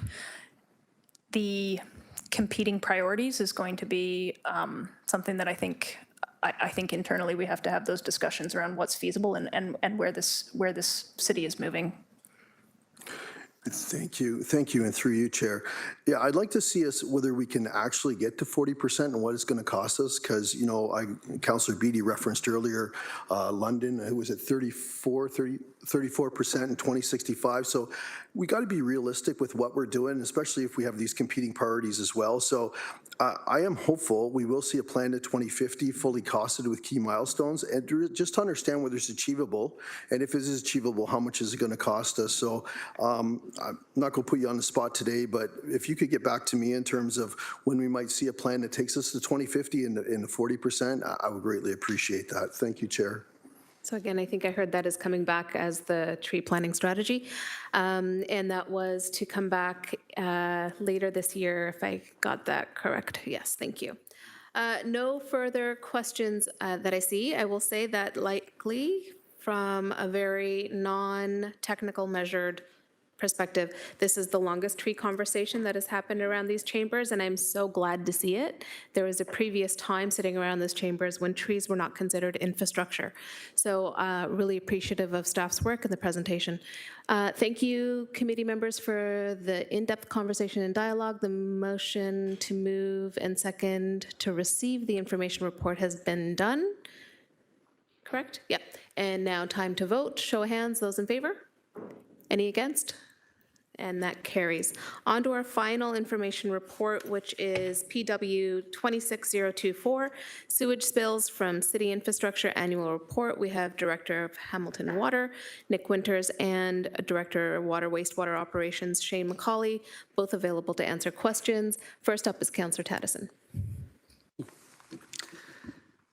First, I wanted to commend staff for the work. We're dropping from an excess of 300 million liters in 2022 for one spill to a couple 100,000 liters of spills for 5 spills this past year. So I see we're up in identifying spills, down in liters, which I believe is good. I wanted to specifically ask about the inspection program update. And it basically said that there's I get that there's a finding, no improperly connected sewers out of 977 inspections. I think that's a success. Can I ask if the number of inspections, in the number of inspections that we completed, was that a success as well?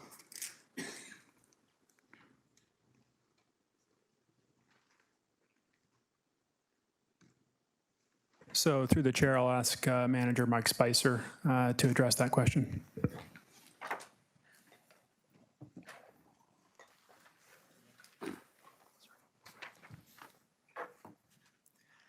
Mike Spicer, Manager of Wastewater Collections and Stormwater Operations. Through the chair, was the number of inspections a success as well, if I heard the question correctly? In terms of workload. There were some delays in getting going quickly. We did experience some delays and some stressors last year, but we have rapidly picked up pace, and we expect to see that number continue to rise. Okay, that's good, because that leads to my next question. How many more sewer inspections do you think will be done in 2026, and what's your runway on that? I would expect us to be somewhere around 1,000 inspections a year. Okay, thanks. So I'm assuming, and you might be the person that answers this, I'm assuming that this inspection work involved the extra staff we hired, and I think Director McCauley said it was going to be internally a year or more so back, and that was work that was previously done by consultants. Is that correct? Partially correct, yes. Some of the work was done by consultants. Some of this work was being done by overtime internally. So we've reduced some costs that way, but we're getting additional work done. Okay. One last question then, and it relates to a discussion I had last year with Director Winters and Director McCauley. I believe that when I asked last year, there were 2 vacant positions that had not been filled from the initial ask to council. And at that time, I asked Director Winters, what would we do if we could not fill those positions? He said we'd have to prioritize.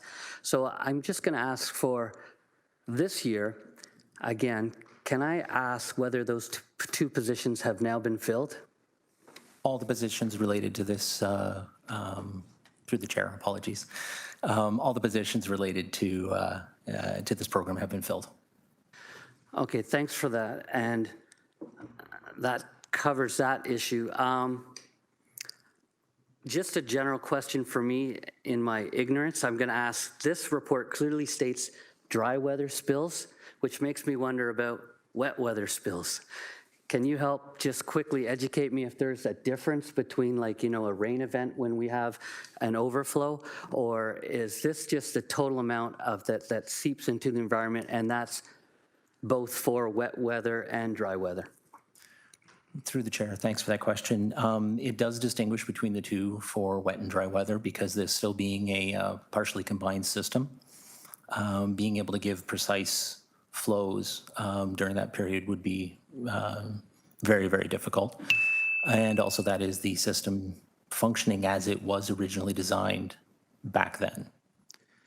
Okay, I got you. So if I wanted to find out about the actual amount of sewage that does make it into the environment at some point during a year, I would have to have a better understanding of both wet water, I guess, releases, or wet weather releases, and the dry, and total those together, correct? Through the chair, correct. Okay, thanks. I'll take that up offline then. Thank you very much. Thank you, Councillor Tattison. Next up, we have Councillor Pauls. Just a reminder for everybody to make sure your phones are on silent. Thank you. I was just, anyways, through the chair, can I ask a question? I don't know if I'm reading it right or not. In table number 1, annual summary of dry weather sewage spills, it says that in 2024, we had 8 spills, but the cost was only $12,197.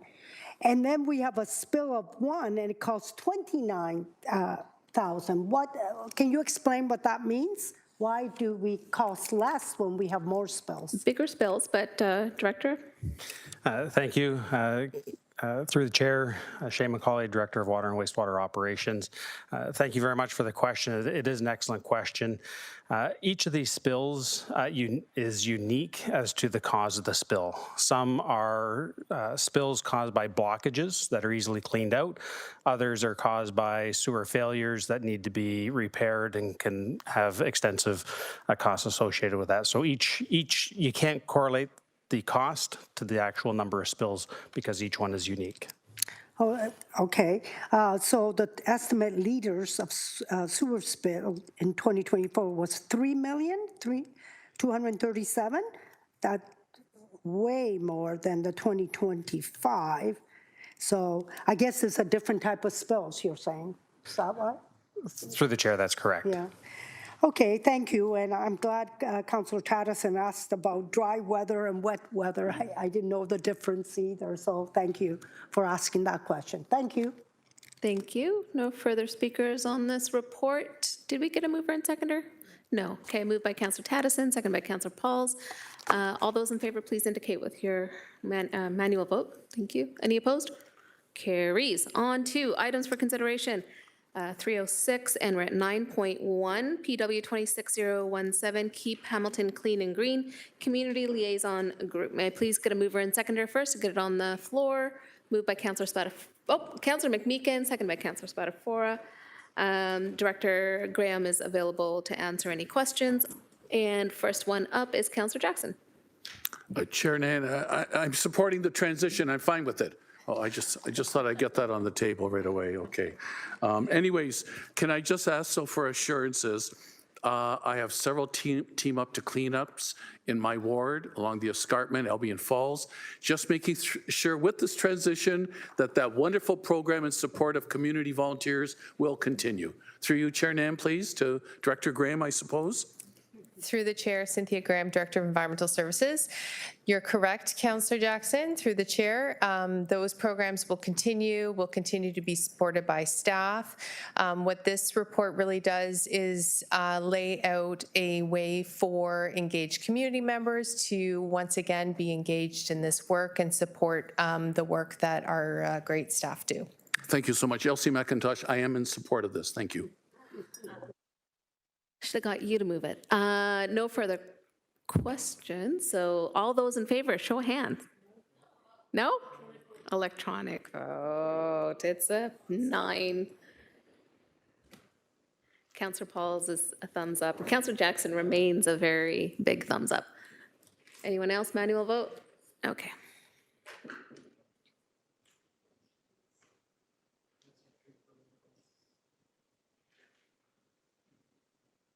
That carries on to 9.2. 10.1 first, motions. First up is Hill Street Dog Park Enhancement Project at 13 Hill Street, Hamilton in Ward 1. Councillor Maureen Wilson, could you please introduce your motion and seconder? Thank you. It's moved by myself, seconded by Councillor Ted McMeekin. This is an existing dog park in Ward 1. We're just severing part of it to allow for a secure area for a smaller breed of dog. It's not to exceed 25,000 from a Ward 1 Capital Reinvestment Reserve. Thank you. Seeing no further speakers, it's before committee for electronic vote. Oh, my apologies, there is a speaker. Councillor Beatty. My apologies, Chair, my finger was not moving fast enough. I just have a question for staff. Seeing that this is an existing dog park where a deficiency has been found after the fact to identify that maybe we need a separate area for the smaller dogs and the bigger dogs. I'm in the process of working with Director Graham on a future dog facility within the ward as part of some growth-related parks that are going to be built. I mentioned 5 coming to the area over the next 5 to 10 years. And as part of that, I've read the standards for dog parks. I didn't necessarily see this division. And is there thinking that on a go-forward basis, so that we don't have to come back before this chamber later and retrofit an existing dog park, would there be consideration given to upgrading or changing the policy in advance to make sure that we don't bump into this again? When we build dog parks, we just do it once, and we have the division for the larger breeds and smaller breeds incorporated into that. Through you, Chair. Through the chair, Cynthia Graham, Director of Environmental Services. So I take the point, and I believe you're correct. It doesn't necessarily delineate in the dog park policy. It doesn't preclude a small area and a large dog area either.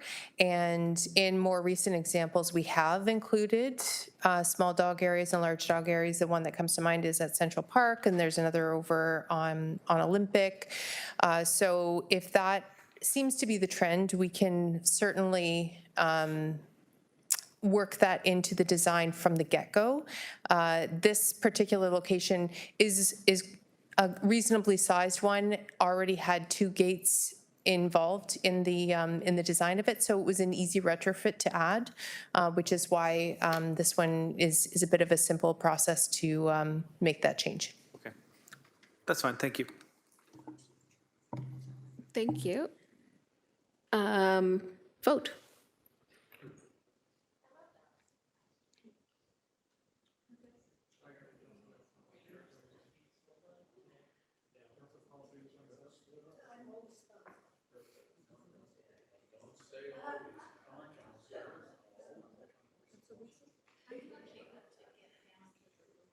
She's in favor. Councillor McMeekin as the seconder, I suppose, is also in favor. Councillor McMeekin, if I could get confirmation, yes. Oh, it's carried. Thank you. Committee members, 10.2 has been withdrawn from today's meeting as Councillor Francis had to step out of the meeting in order to attend a medical appointment, so it may come back to the next Public Works Committee meeting. So at this point, I will relinquish the chair to our vice chair. Go ahead. Thank you. Through you, this motion's moved by myself and seconded by Councillor Maureen Wilson. Road rehabilitation on Barton Street East from Sherman Avenue North to Emerald Street North. I'll spare my committee colleagues reading out the whereas clauses. However, will indicate, as I mentioned in the delegation portion of the agenda, that Ottawa Street to Sherman Avenue North has been already identified by staff as in very poor and poor condition as per our road asset measurement system. And so that is being taken care of within the 2026 allocated funding. This motion is seeking to basically extend that contract and take care of similarly rated poor and very poor conditions between Sherman Avenue North and Emerald Street North. The funding would come through CP Minor Maintenance Ward 3 funds, as well as Ward 3 Capital Reinvestment Reserve accounts, as well as holding that, the contingency is that it's subject to 2026 area rating allocations being approved through the 2026 budget process. If I could, through you, Vice Chair, have a few questions for staff related to the works. First up is a big thank you to Engineering Services for responding to the questions that have come up during Barton Street reconstructions, functional design, public information sessions that have been held over the last 2 years, where residents and business owners asked, given the full scope of the reconstruction roadwork timeline is moving to 2030, what could be done now as it relates to the condition of the road. So I do see staff responded to that and appreciate it. But I was wondering if staff could please speak to when and how the road was assessed at very poor and poor, given that residents and my office have been inquiring about its status since 2019. Director Hollingworth? Through the chair, Brian Hollingworth, Director of Engineering Services. We've been monitoring Barton Street for quite some time with our roadway inspection programs, and there would be no shock that it's in poor condition, to very poor condition. Not to go through the long story, but it was up for reconstruction, and there's a reluctance to, invest any money when you're doing a major reconstruction. It's considered throwaway cost. I think we're at the point where we just can no longer wait for the larger reconstruction project, and this will help get Barton Street a little further along for the next few years and make it drivable. Thank you. Through you, Vice Chair, could staff speak to when safety analysis, whether or not safety analysis data exists regarding Barton Street from a traffic safety perspective? Through the chair to the councillor, most certainly we have collision data for the entire city of every roadway. Yep. And then through you, if you could just explain how that data informs the functional design as it relates to complete streets design, permanent design suggestions, or how does that get integrated between an engineering-led reconstruction project and then also making sure that the traffic safety components are built in? Thank you. Sorry, I didn't introduce myself. Mike Field, Acting Director of Transportation. I'll start, and then Brian probably will want to add to it, but it's a collaborative effort.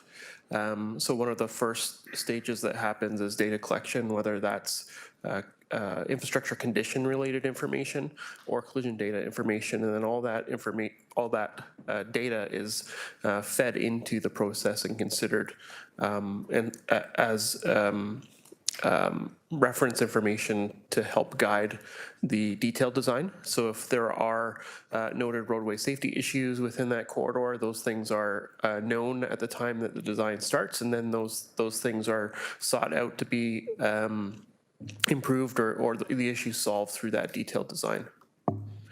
Brian, I'm not sure if you want to add. Through the chair, just to add, absolutely the existing safety conditions are considered in the functional design study and the ultimate design. I was just looking at the goals for the functional design review study, and the first goal is enhancing safety, along with ensuring efficient movement for all users, promoting active and sustainable transportation, vital pedestrian spaces, et cetera. So it's top. Yeah. And I think if folks looked at the functional design, they'd realize how much more of a complete street Barton Street will be with the full reconstruction. Certainly, through you, Vice Chair, residents, when they saw that and attended the PIC either virtually or in person, were really impressed with the one that staff were putting forward as the recommended one as being highest in achieving those safety standards.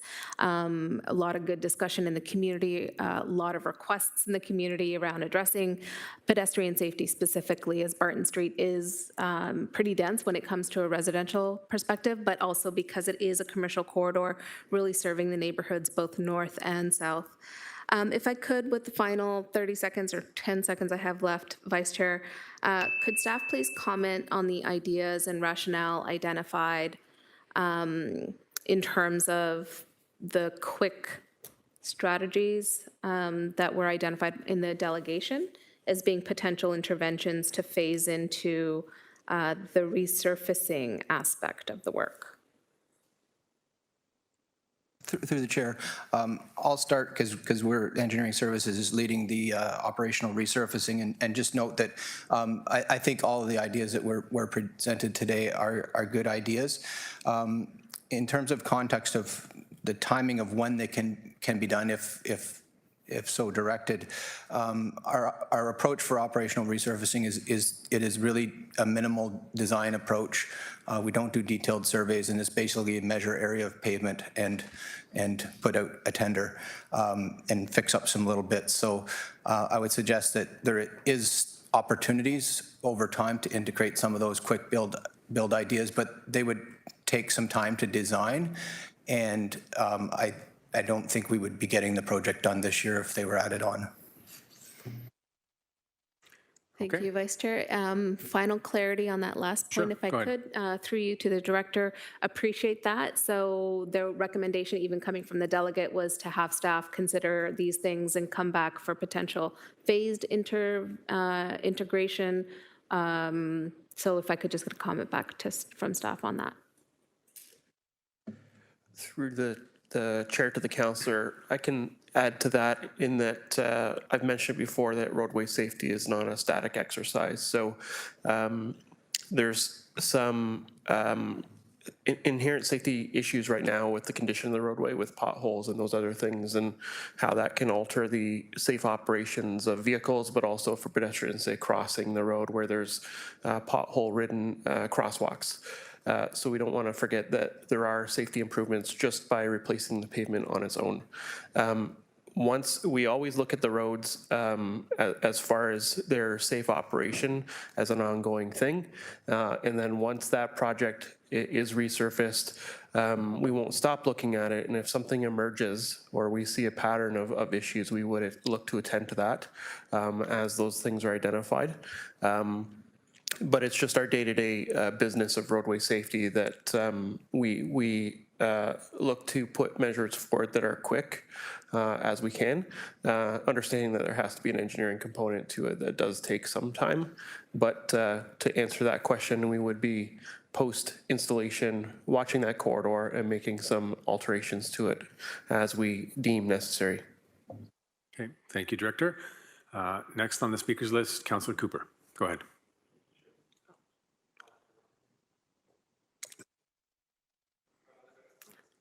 Okay, I'll try. Now you're good. There we go. Perfect. Thank you, Chair. You know, during the fall's election, I heard a lot of comments about Aberdeen, how we're resurfacing it only to rip it up in 2 years, put pipes under it and do the full reconstruction. Another example here where we're looking to resurface it because it's so bad, but when you look at the timeline that we have for reconstruction, it's actually 2030. How is it that we have these timelines for replacing the roads that are so disconnected from people's experience on the roads? Maybe you could just explain how we assess this in terms of, a lot of people would struggle with, well, Barton's one of the worst streets we have in Hamilton, maybe in Canada, and yet we're saying 2030 for the actual reconstruction. Could you speak to that, please? Through you, Chair. Yeah, through the chair. It's a very good question, and you know, in an ideal world, we would just reconstruct the entire street. But the Barton Street project, the longer-term project, includes new water mains, new stormwater infrastructure. So there's a lot of underground work that has to be done. And if you look at Wilson Street, it's a major project. If you go down there right now, being ripped up.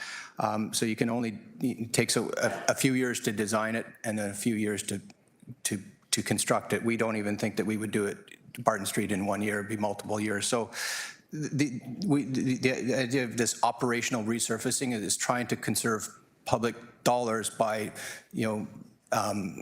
putting a better surface on the road. And also there's savings in terms of short-term operational costs with pothole repairs and et cetera. That work, Mike can comment on that, would be subsided. So there are some savings there. But, again, in an ideal world, we'd align them perfectly. But in this case, I think we just have to resurface it. Thank you. And so would it also be a concern around the idea of the road itself, like in terms of our roads aren't lasting long enough? I'm not sure when this was last done, but it just, I guess it sounds like we have a plan for 2030 and moving it up would be a real challenge based on other things we have on to go. But just wondering your assessment in terms of just the whole paving process we're using and if there's any lessons that we can be learned in terms of getting a greater life out of these. Through the chair, we have been looking at those questions, and there was a roads value for money audit. We reported that on that, not last committee, but the previous committee, with some recommendations on inspection programs. I would say I can't comment on the exact year, but I believe Barton Street has not had attention in many decades. I would guess around 40 years. And Councillor Nan is nodding. So, you know, it was a good road at one time. It is not a good road now. Thank you. Thank you, Chair. Okay, thank you, Councillor Cooper. Councillor Moran again. Thank you, through you, Vice Chair. Just wanted to say to the residents of Ward 3 and everybody who drives along Barton Street, I know this is a long time coming. It has been embarrassing for a number of years to have the unfortunate title of having Barton Street rated as one of the top 3 worst roads in Ontario, as declared by CAA.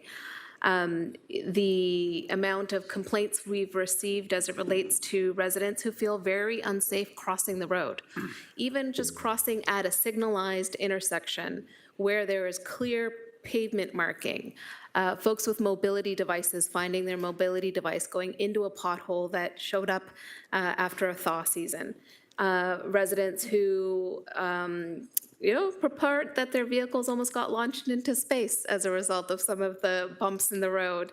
All that to say, it's a long time coming.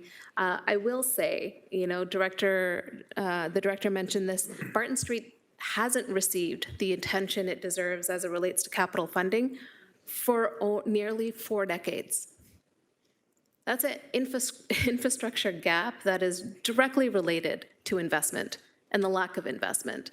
And what's possible here in our city is when we have measured investment that is informed through data, that is informed through our auditing system, our assessment system, we can respond to our communities and ensure that our communities are a safe place for everybody, regardless of how you use the road, whether you're a bus rider, transit user, a pedestrian, a cyclist, a motor vehicle operator. I'm so glad that this is happening. I think Councillor Huang and I both will be on site when the works get going in order to witness it on behalf of our community. There has also been some conversation in the Barton Village area, at least, that they're really looking forward to doing a popcorn party to be able to watch the works actually take place. Thank you, everyone. Okay, on our speakers list now, Councillor Kretsch.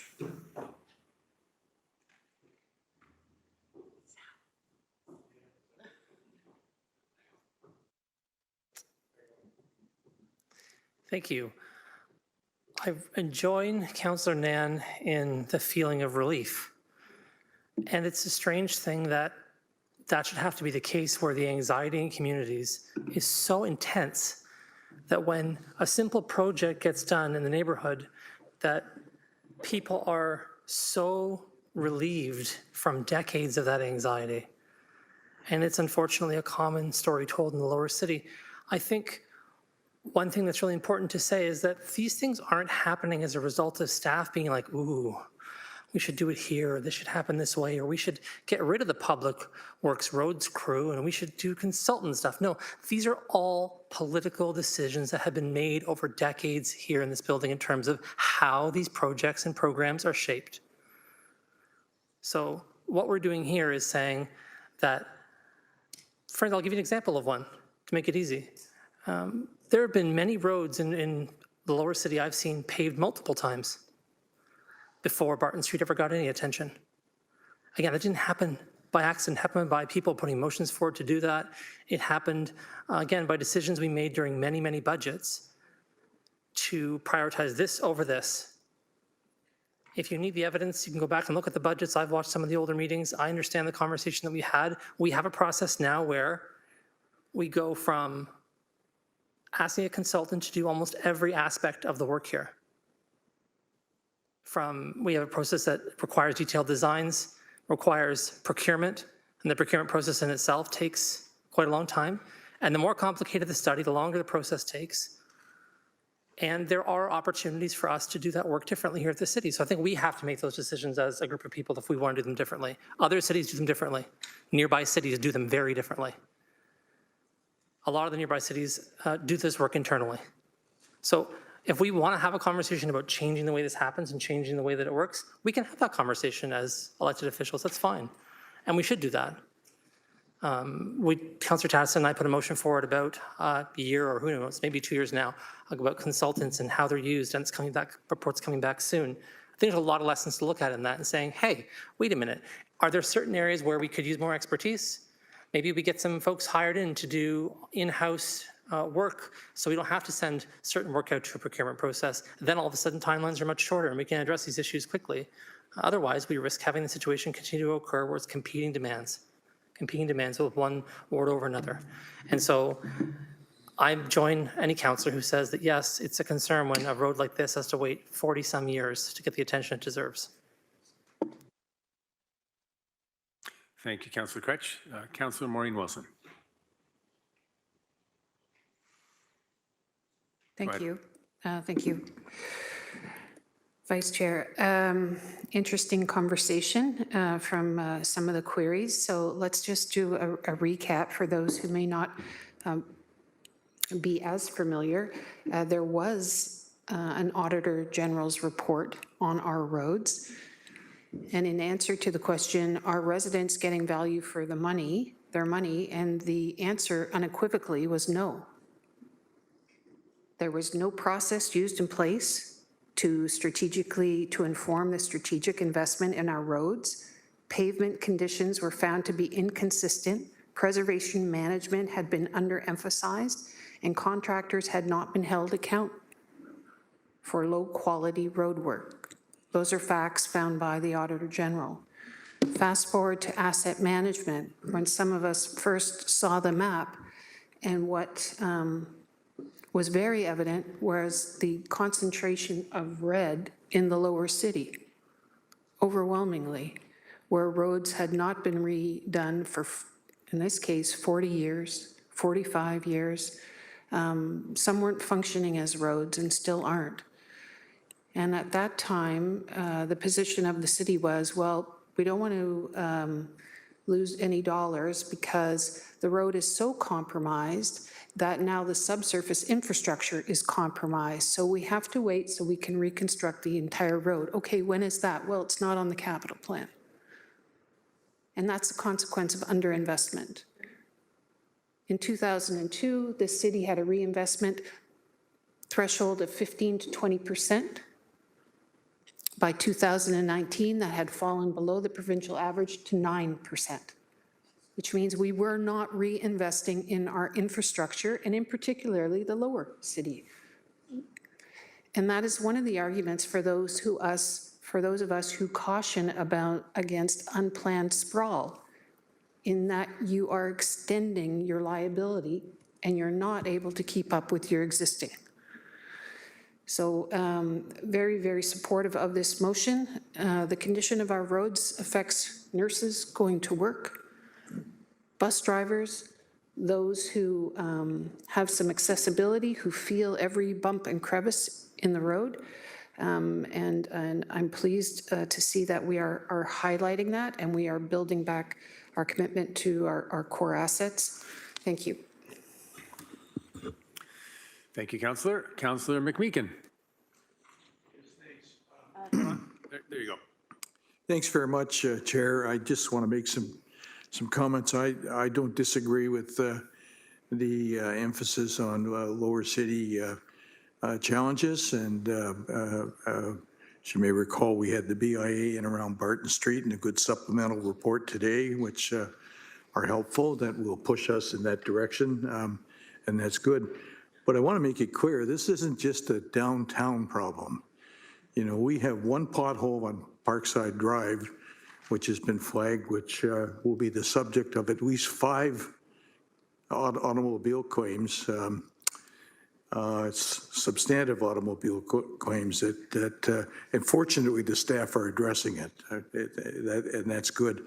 I just want to also say that we have some rural roads. I know Councillor Tatteson and I talk about these things frequently that make up a substantial portion of the projected 72,000 potholes still needing to be fixed in Hamilton. And I don't disagree that we need to invest more there. There were some helpful suggestions made around a pothole protocol, which I know the staff are looking at, as well as the Rural Road Maintenance Task Force, because some of these concession roads, particularly those traveled by those big 18-wheeler trucks, get banged up pretty good, and certainly deserve at least a little bit more attention than they're currently getting. So I'm on side. I suspect all of us around this table are on side with the predominant concern that the constituents I'm privileged to represent have, and that's road safety. And these potholes, some of them are, I don't want to be too sarcastic, but you can almost see China just looking into the abyss. So let's keep at it. It's and I look forward to I understand there's at least a 400-page report coming soon around rural roads in particular, and I look forward to that and to some kind of substantive alteration in the protocol around potholes that we face. Thanks.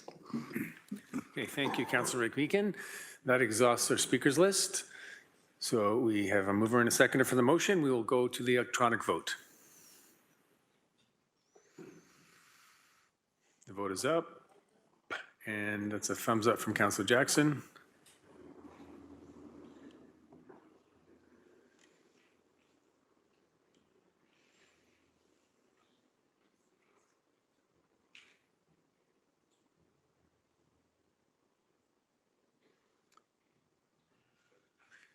And that carries unanimously. Congratulations, Councilor Nan. Thank you. I'll pass the chair back to you. 10.4, paving of the road at Heritage Green Sports Park, 355 First Road West, Hamilton, Ward 9. Motion's been revised, and I understand that Councillor Beattie will be introducing the motion on behalf of Councillor Clark.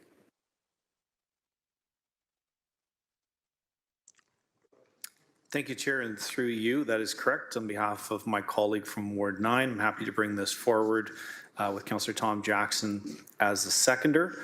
I'll just kind of cut to the chase in terms of the, therefore be it resolved that staff be directed to receive a grant from the Heritage Green Community Trust for the amount of $300,000 to support the paving of the Park Road from First Road West through the park to Echo Valley Drive, including the roundabout area, and including strategic speed bumps to assist with speed, that the Transportation Division on behalf of Environmental Services Division be directed to complete the paving works within the park as early as practicable.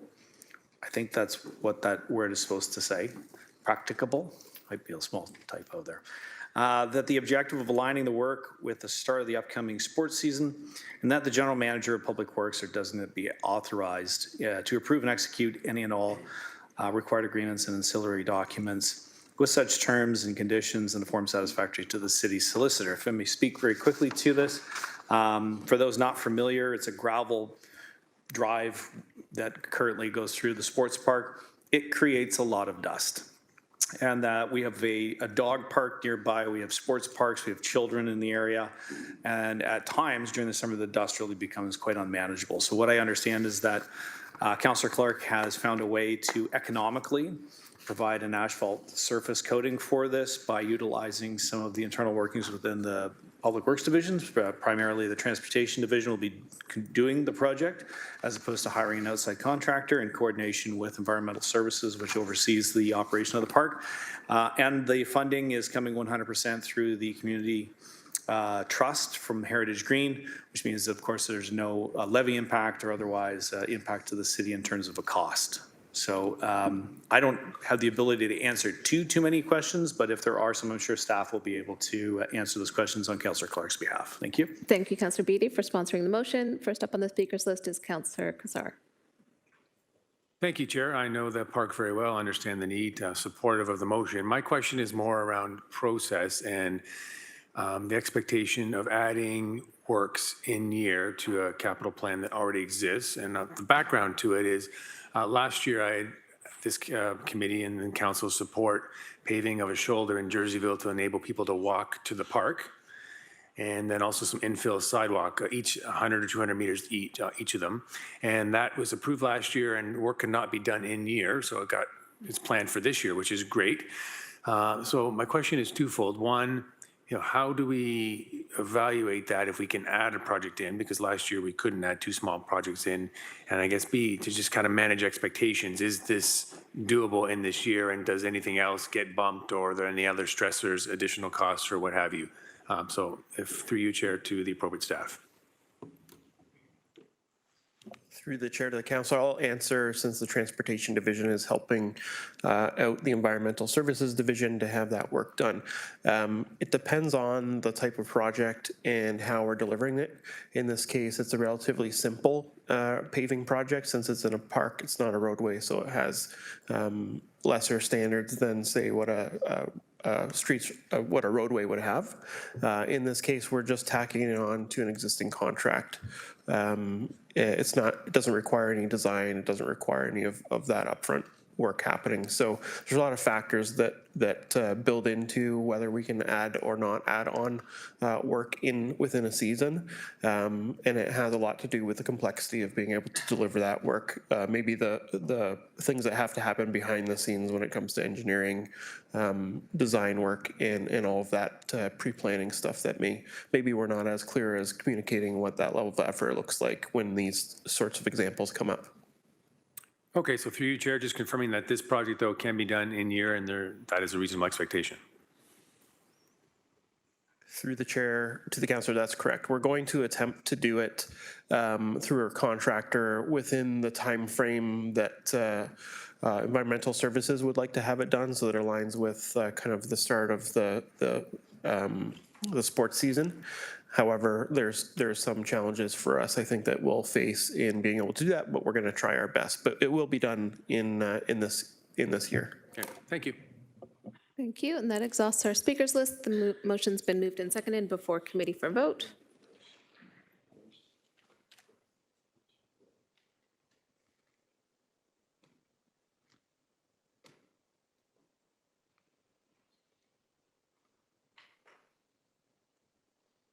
Anyone need to manual? Nope. Oh, it carried. Great. 10.5, road rehabilitation on Barton Street, east from Ottawa Street, north to Kenilworth Avenue, north in Ward 4. Councillor Huang, could you please introduce your motion and seconder? Thank you, Chair. So seconded by you, Councillor Nan. This is welcome news, Ottawa Street north to Kenilworth on Barton.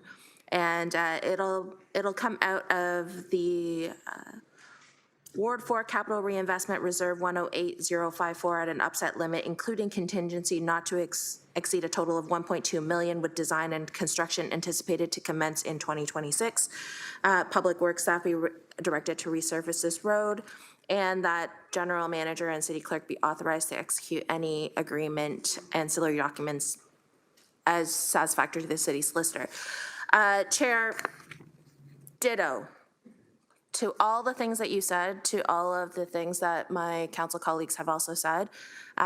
This is welcome. In terms of the most recent complaint that I received about this was actually last week. I received a handwritten note from a senior in the ward that was talking about just fixing the crosswalk at Frederick on Barton. And that one is just so that it connects into the center on Barton, because they were talking about having a mobility device, and many seniors in that neighborhood just cannot walk across the street because of the huge crevasses on Barton Street. So literally, this has been a nonstop source of complaints. And ideally, we get off of the CAA's worst streets list for at least a long time. So my whole hope is that council and committee will support in this particular motion. This one is a tack on to Councillor Nan's motion from earlier on. Thank you very much. There's no further speakers. It's been moved and seconded and before committee for vote.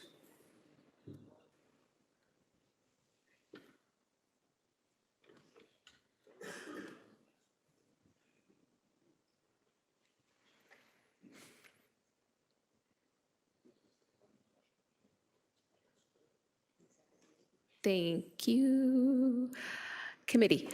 On to 10.6, replacement of Dundas Driving Park Stairs, Ward 13. Councillor Alex Wilson, could you please introduce your motion and seconder? Thank you. It's moved by myself and seconded by Councillor Wang. Speaking of underfunded assets, that we replace an asset that does not have a funding source or replacement dollars attached to it. Because of Councillor Cooper's earlier question with respect to road rehab, I'll just flag that when we received the Recreation Master Plan Implementation Strategy in August this year and did not come up with a plan to close that gap, that was the moment that we locked in on sustainable decision-making or decision-making where we're having to kind of do these replacements where maybe this doesn't make sense, maybe it's not part of a massive park retrofit or massive park re-enhancement.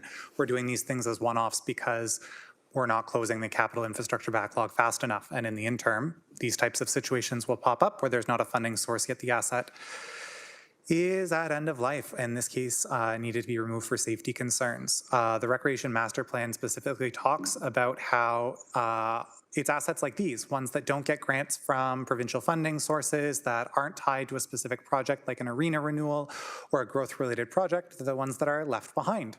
Existing neighborhoods, the ones that are already serviced. If there's not a lot of growth happening in those communities where the park-related DC is going towards these types of infrastructure, the capital repair block that we pass as part of our capital budget certainly does not go far enough. Anyone who's tried to get a park replaced knows that the entire capital block for the city disappears into one park project. So it is up to funding sources like these to close the gaps. I really just want to thank SPM Andrea McDonald for all of her work with this, and frankly, lots of work in Ward 13. And let's pay for those stairs. No further speakers before committee for vote.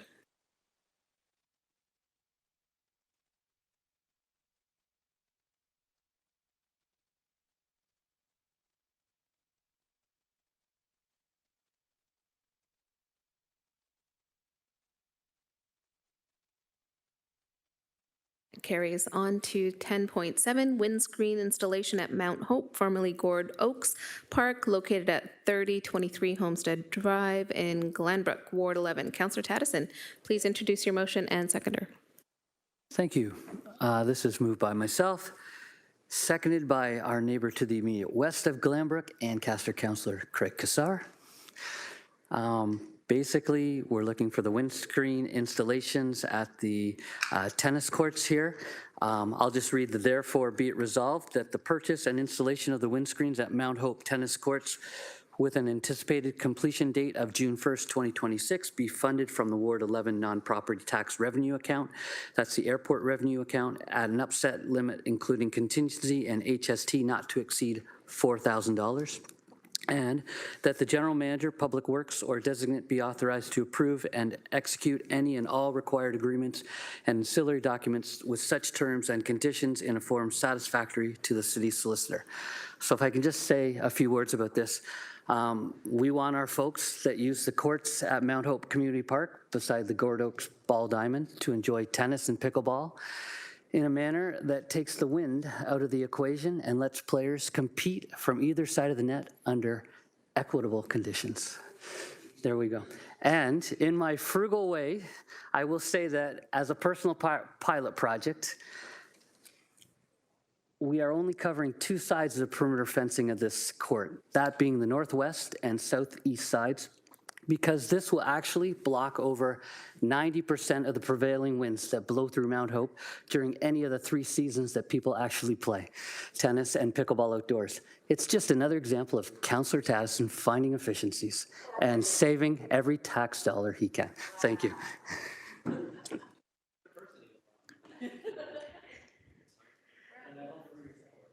Thank you. There's no further speakers on this one. It's before committee for vote.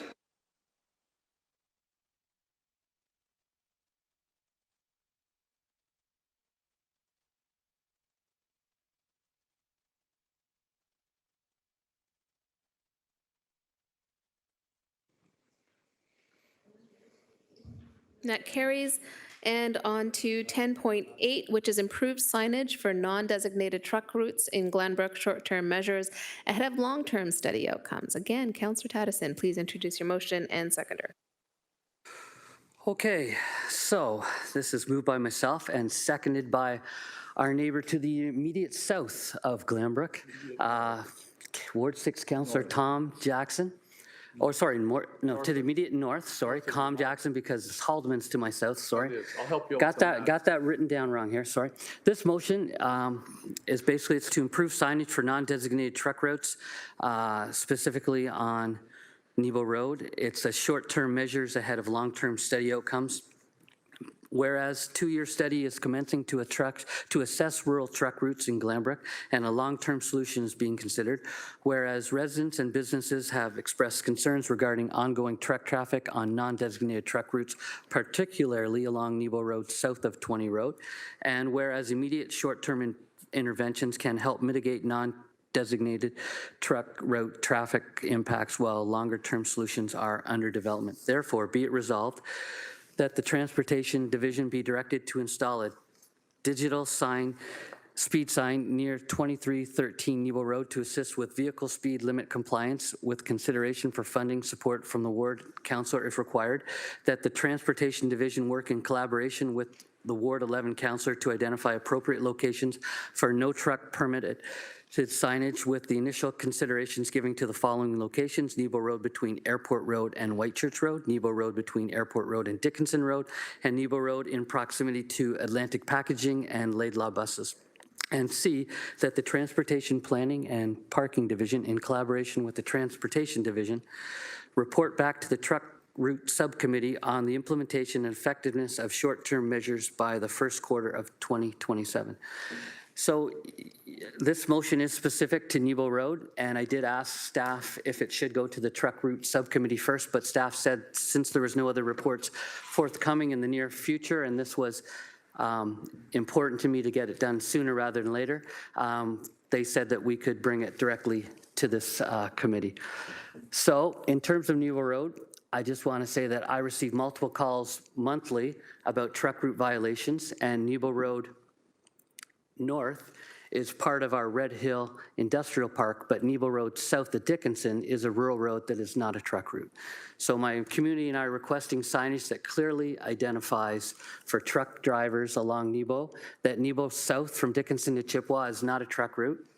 And we're hoping that, and I'm hoping that this information, if conveyed to truck drivers leaving the business and leaving businesses in the industrial park, will help. It'll help redirect them and to choose the proper truck route at the moment, in the moment, or in the next time when they are actually making a decision to leave the industrial park, despite what their Google Maps tells them what to do. The other initiative here is to install a digital detection system that displays speed of vehicles near a spot on Nebo Road where speeding is regularly experienced by the community. This DDS will be within a kilometer of an intersection where multiple fatal accidents have occurred, and that is to the north, and it's going to be just south of a private school and in a section of residential homes that are tightly packed along Nebo Road, closer to Whitechurch. So again, we're just hoping that this helps people make the right decision once they get that information that they perhaps are driving too fast and they're coming into a bit of a residential area.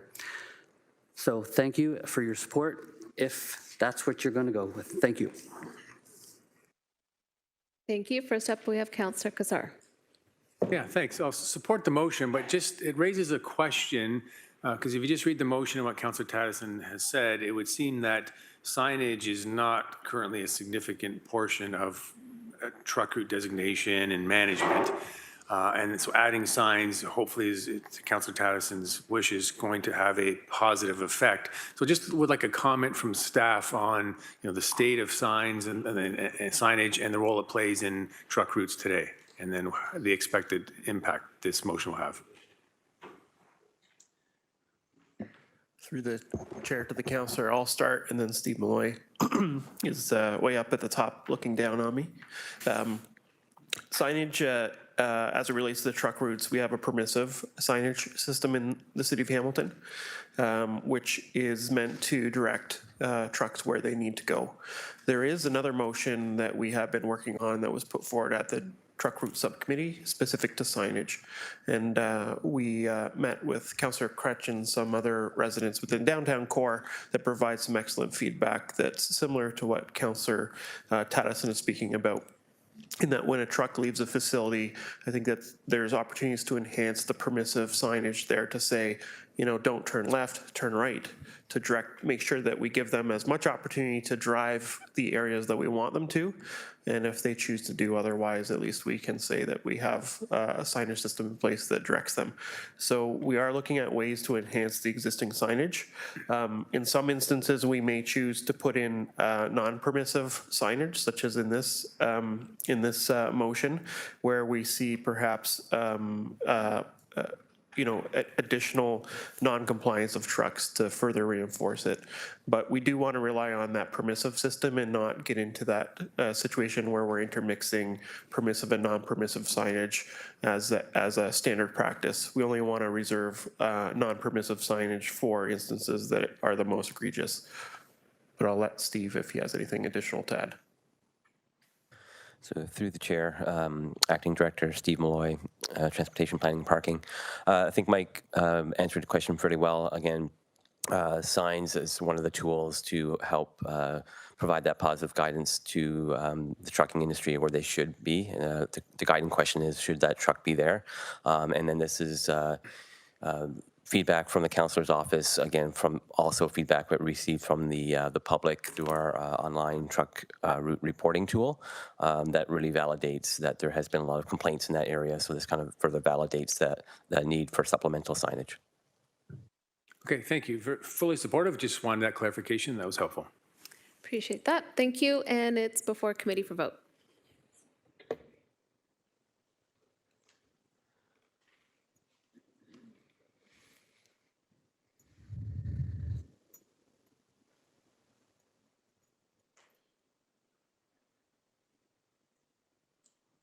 And that carries. Thank you.